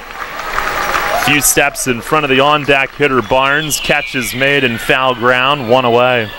Well, Junior can go from 96 to 94, 95 to 76 on back-to-back pitches. It's pretty incredible. Now, I remember when I was younger, me and a couple guys from my baseball team, my summer baseball team, were having a conversation about which sport we thought was the easiest to play. And I'm sitting there from the start saying it's baseball. I mean, the hardest to play is baseball, and the conversation was hardest, not easiest. And one of my friends was saying basketball, and I'm like, basketball? Really? I mean, you try telling someone who's never picked up a ball in any sport to go hit a 95-mile-an-hour fastball versus shooting a free throw. There's a ball low and away on Barrett Barnes, 2-0.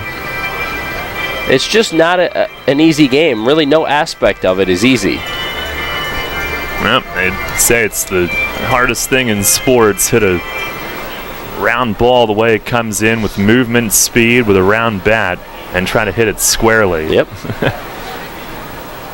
Rincon ready. Here's the 2-0. Fastball missed outside. I mean, by far, in my opinion. I mean, I've been around the game my whole life, but I've also seen what it takes to play other sports. And if there's a strike called, 3-1. And it's just not easy to play baseball. It's not something you can just play and play a pickup game with your friends and be good at it. You can play a game of pickup basketball, throw the pigskin around on Thanksgiving, and you can be all right. But baseball doesn't work that way. Yeah, you're probably going to have a terrible time because it's tough to do. Barnes had something up near his eye. 3 balls, 1 strike. He is 0 for 2 tonight, 2 walks, a stolen base. Revs trying to win the first half finale tonight. 3-1, and that missed up high. So Barnes walks for the 3rd time tonight.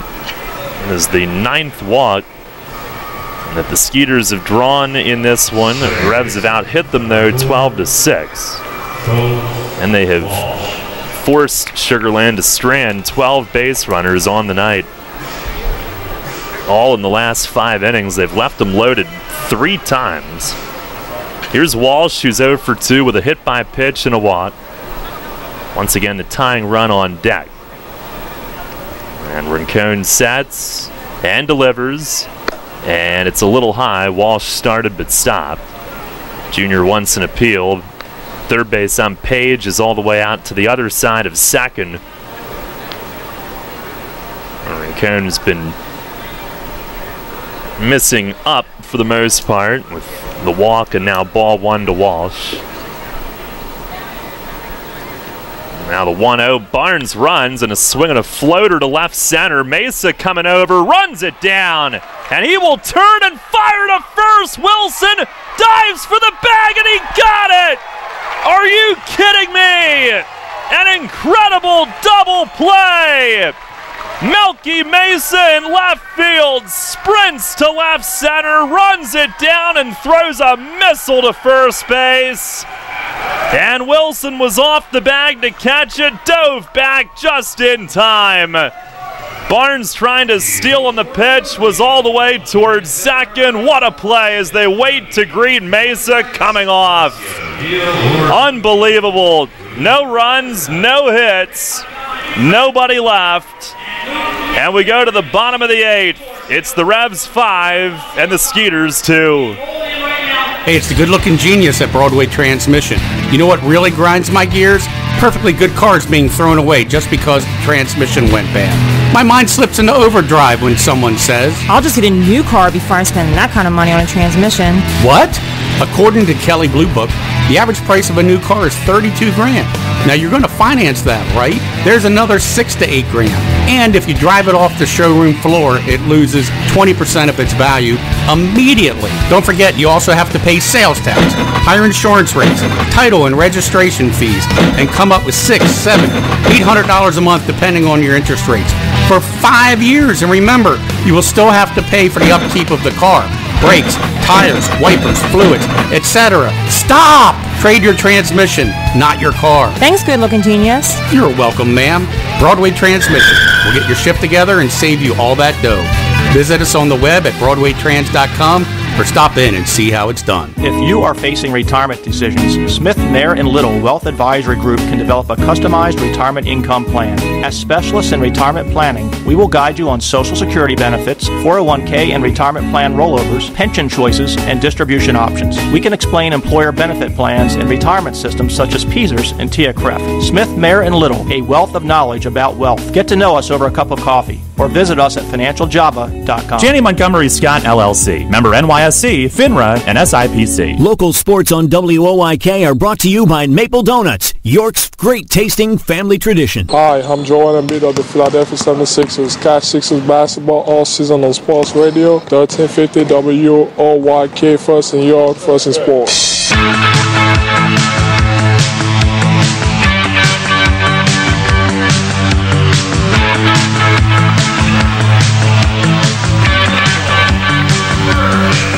5-2, the Revs in front. As we go to the bottom half of the 8th, Skeeters closer Felipe Paulino is in.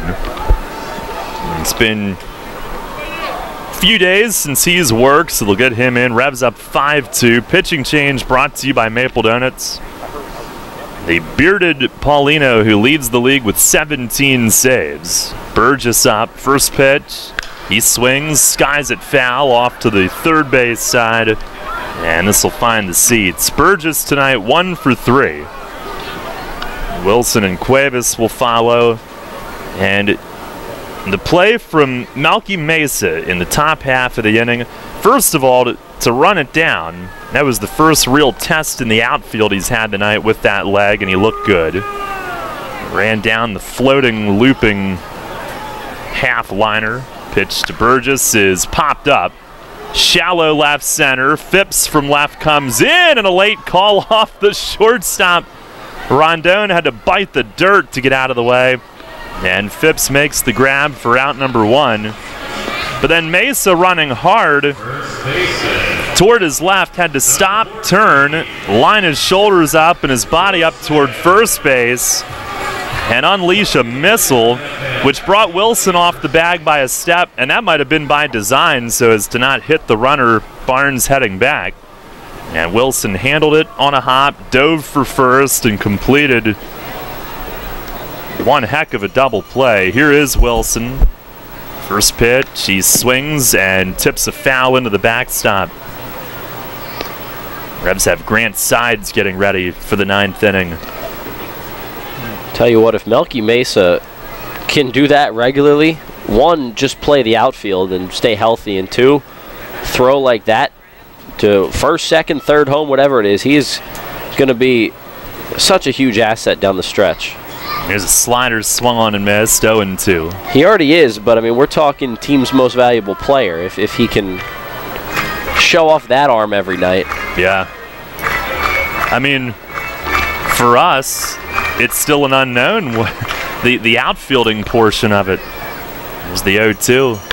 And a swing and a tapper rolled over to third, charging Betancourt. He gloves, fires on the move, and gets Wilson 2 down. And if Mesa can become a regular in the fold defensively and not just DH, then you have 4 capable everyday outfielders. Now you figure Witherspoon's going to play every day in center because of his defense. Mitchell's going to play every day in right because of his defense. Wellington, Dotel, and Mesa have to stay in the lineup because of their bats, even though they're two of the... Now, they're not bad in the outfield, but they're the lesser defenders to Spoon and Mitchell. But there's going to be a case where, you know, somebody's going to be rotated in at the DH position pretty much every game and keep all 4 of those guys in the lineup. Here's Cuevas now, and a breaking ball, hooks a little low. I'm sure the coaches have an idea of how good Mesa could be defensively when healthy, but for us, seeing it for the first time since May, pretty eye-opening. There's the 1-0, and a swing and a miss, fastball. Cuevas tonight 2 for 3. He hit a bullet off the top of the arch nemesis in the third for a single. Stole a base, scored a run. Singled to left in the fourth, picked up an RBI on a fielder's choice in the sixth, which made it 5-2, and that's where we stand here in the 8th inning. As Paulino steps off. Base is empty, 2 outs. Save situation for Sides at the moment. He's ready and waiting. And the 1-1, fastball down and away. Paulino brings it at 93. He's been fantastic. I mentioned 17 saves. He's 2-1 with a 0.61 ERA. That'll do. 29 and a third innings, 2 earned runs, 5 runs total. Pitch, and a swing and a foul tip into the mitt of Whistler. 2-2. 29 and a third innings, just 13 hits, 9 walks and 39 Ks. Opponents have hit just 129 against the big league vet. And some time as a starter earlier in his career in the majors, came up with Houston. And now fires, misses low, 3-2. He is one of the Skeeters All-Star selections. Last year with Sugarland had a sub-2 ERA and 16 saves. This year he's way under 1. He's ready. The 3-2, and a slider breaks into the dirt. Cuevas a walk, and he's a 2-out base runner unofficially for the 3rd time in 4 trips to the plate tonight. Well, he's been excellent towards the bottom of that lineup. Shortstop, number 17. Just getting on base, starting rallies. It's the 2nd time he's led off an inning and reached base. Pretty great stuff from Jose tonight. Here's Ryan Dent, who's 1 for 3. And Paulino, the first pitch, a check swing, and he rolls it toward the middle. Second baseman Walsh backhands and makes the throw across. Boy, Dent almost chipped that thing right up the middle, but on the check swing, didn't quite have the legs to get through. Walsh handles it, coming over from second. No runs, hits, errors, 1 man left. And we go to the 9th. Grant Sides will be on his way in. It's the Revs 5 and the Skeeters 2. There's a lot of talk out there about good health care. We all want a good plan. But step outside and take a good look at all those beautiful trees and shrubs in your yard. Do you have a plan to maintain their good health? Heritage Lawn and Landscape Care has a veteran staff of 12 fully licensed and trained tree health care professionals to rely on, including 10 certified arborists and 3 PA certified horticulturalists. So don't let your trees and shrubs fend for themselves against Mother Nature. Visit heritagelawnandlandscape.com and get world-class care right in your backyard.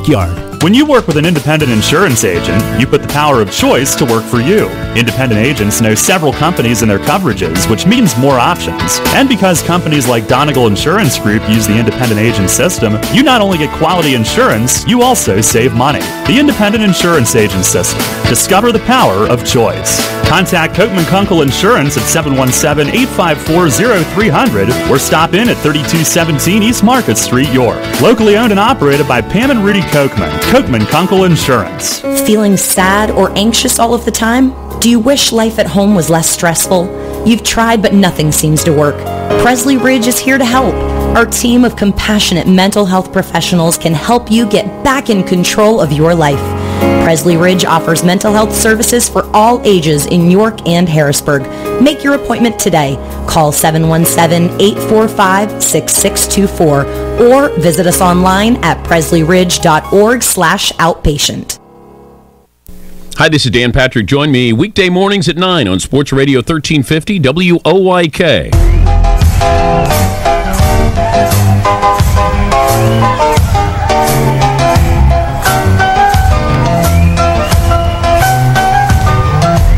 Now, speaking of all-stars that have had great first halves, Grant Sides takes over. Pitching change brought to you by Maple Donuts.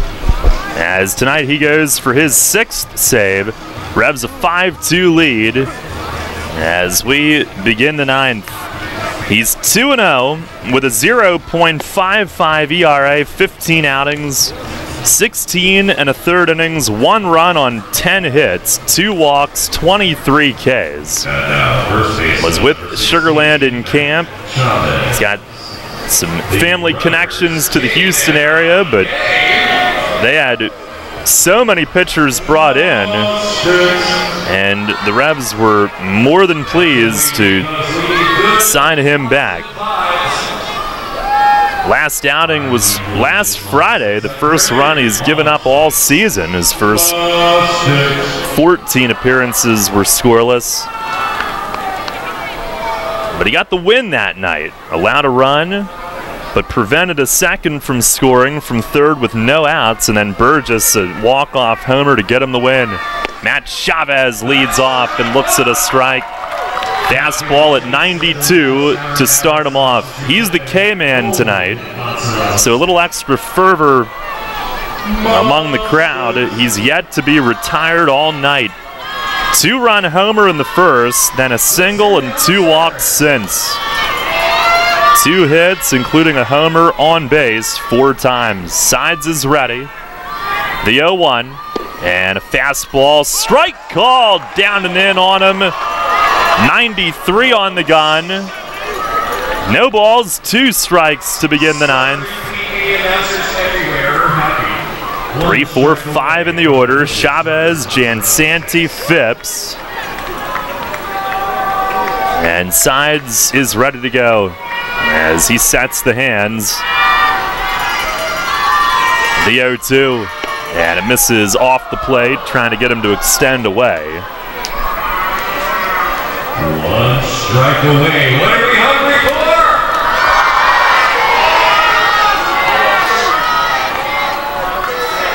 for? 1-2. Chavez with a foot out, thinking it over. And now both parties ready again. Sides the stretch. And the 1-2. Swinging a liner at second, and Casillas got it. A little flare, he reached down on a slider and served it to Alexi, who snaps it into the leather. And Chavez retired for the first time all night, 1 down here in the 9th. Picked a big time in the game to finally retire him. And this is just what the Revs asked for out of their bullpen tonight. Logan Williamson came on, did a job. 2 days before he's supposed to start a game, Peguero came on, pitched a good inning. Gomez got 2 outs, and those are 2 big outs, and then Westfall bailed them out, got 1, and then Rincon a huge 8th. Now here's Jansanti. He takes a strike at the top of the zone. And to get some insurance runs in the middle innings to make it easier for these relievers to work with a 2-3 run lead as opposed to a 1-run leader in a tie game has been huge. And now Grant Sides a chance to nail it down, the team's 32nd win of the year. Jansanti 0 for 3 with a walk. Sides is ready. And the 0-1 slider, and it's a called strike. It had him flinching and backing up. He saw a fastball out of the hand, and it hooked back. No balls, 2 strikes. Sides' final home outing before heading to the All-Star game. He covers his face with the glove, and before he can set, Jansanti a time call and a back out. Revs took the lead in the 4th on Mesa's single. Added runs in the 5th and 6th. This Revs bullpen has been excellent tonight. Sides is set. Here's the 0-2, and it's in the dirt. Beginning with Logan Williamson coming in on a side day. Then Pagero in the 6th. Gomez and Westfall teamed up for the 7th. Rincon in the 8th, and now Sides in the 9th. The 6th reliever used tonight.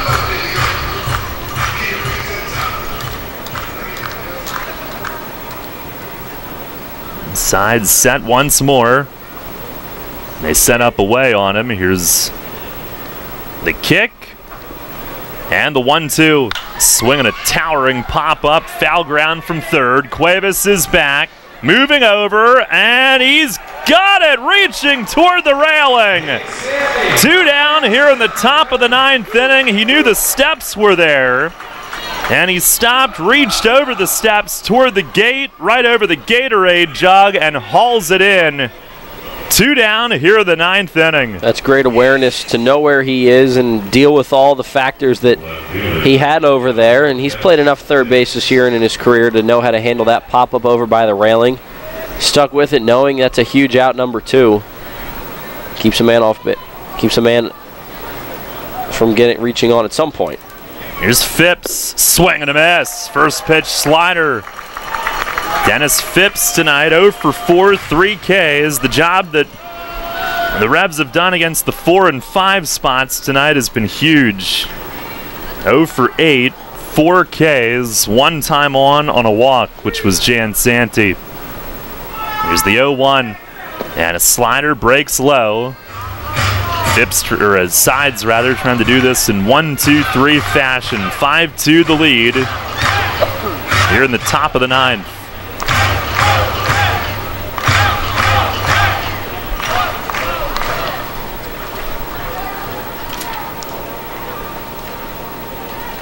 Now ready.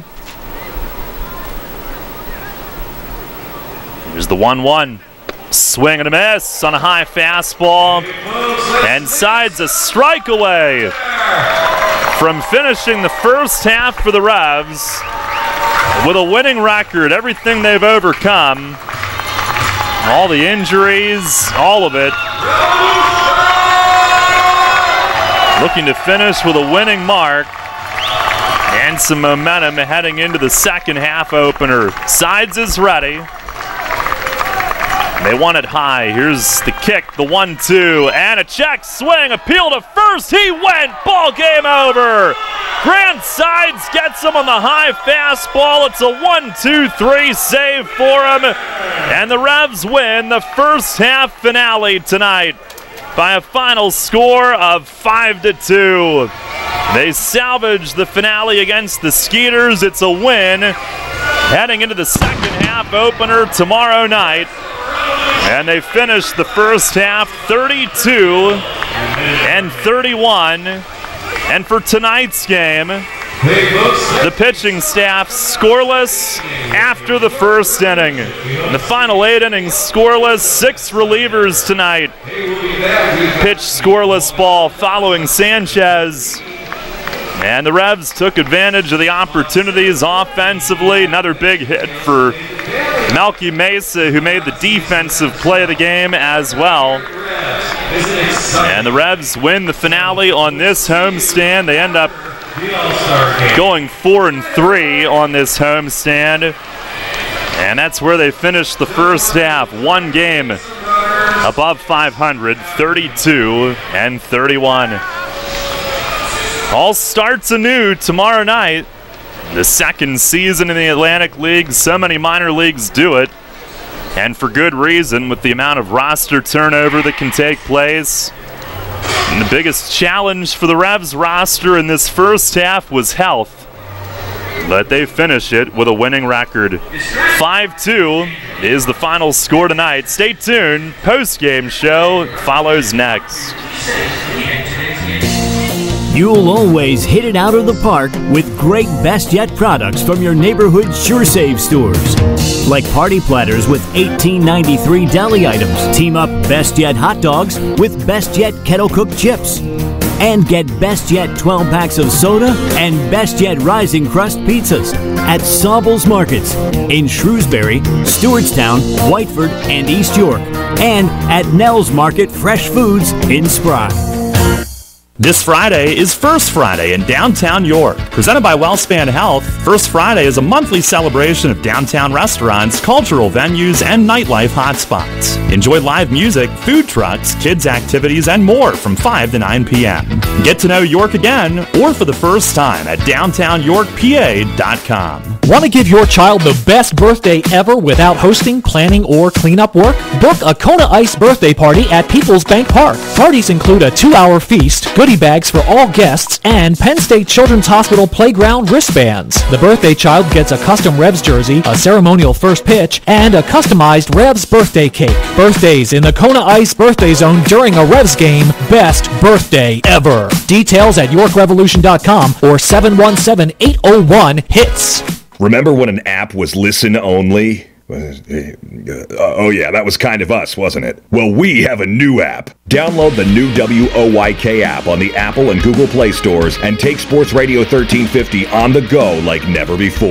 Listen on the go like always, and now get easier access to archived games and programs on demand. Watch WOYK game broadcasts on YouTube and so much more. Search the new WOYK on the Apple and Google Play stores and download today. It's not just an app, it's a lifestyle. Sports Radio 1350. First in York, first in sports. York Country Day School is an independent college preparatory school. It inspires and nurtures the innovative and creative spirit of students as they pursue their intellectual promise. At York Country Day School, students are known and valued, which allows them to engage as compassionate, bold, and active citizens as they identify a purpose outside of themselves and generate the call to better the world. York Country Day School is currently enrolling students beginning at age 2 years, 7 months through grade 12. We invite you to visit for a day and stay for the education of a lifetime. For more information, visit www.ycds.org. Need to get some cash? No problem. Head to Royal Farms, step up to the ATM, and get your cash for nothing, cause there is no fee. Yep, that's the way we do it at Royal Farms. Some retailers charge to use their ATMs. We don't. Our ATMs are surcharge free, so you can always get cash for nothing, cause there is no fee. Anytime at all Royal Farms ATMs. A bank or credit card fee may apply. We are your auto loan experts. Hello, I'm Sue DeStefano, President and CEO of First Capital Federal Credit Union. With terms you can trust and competitive rates as low as 2.49% APR, First Capital is the first place to go when you're looking for an auto loan. At First Capital, you're a member, not just a number. You can apply for your loan online at firstcapitalfcu.com or stop by any of our branches.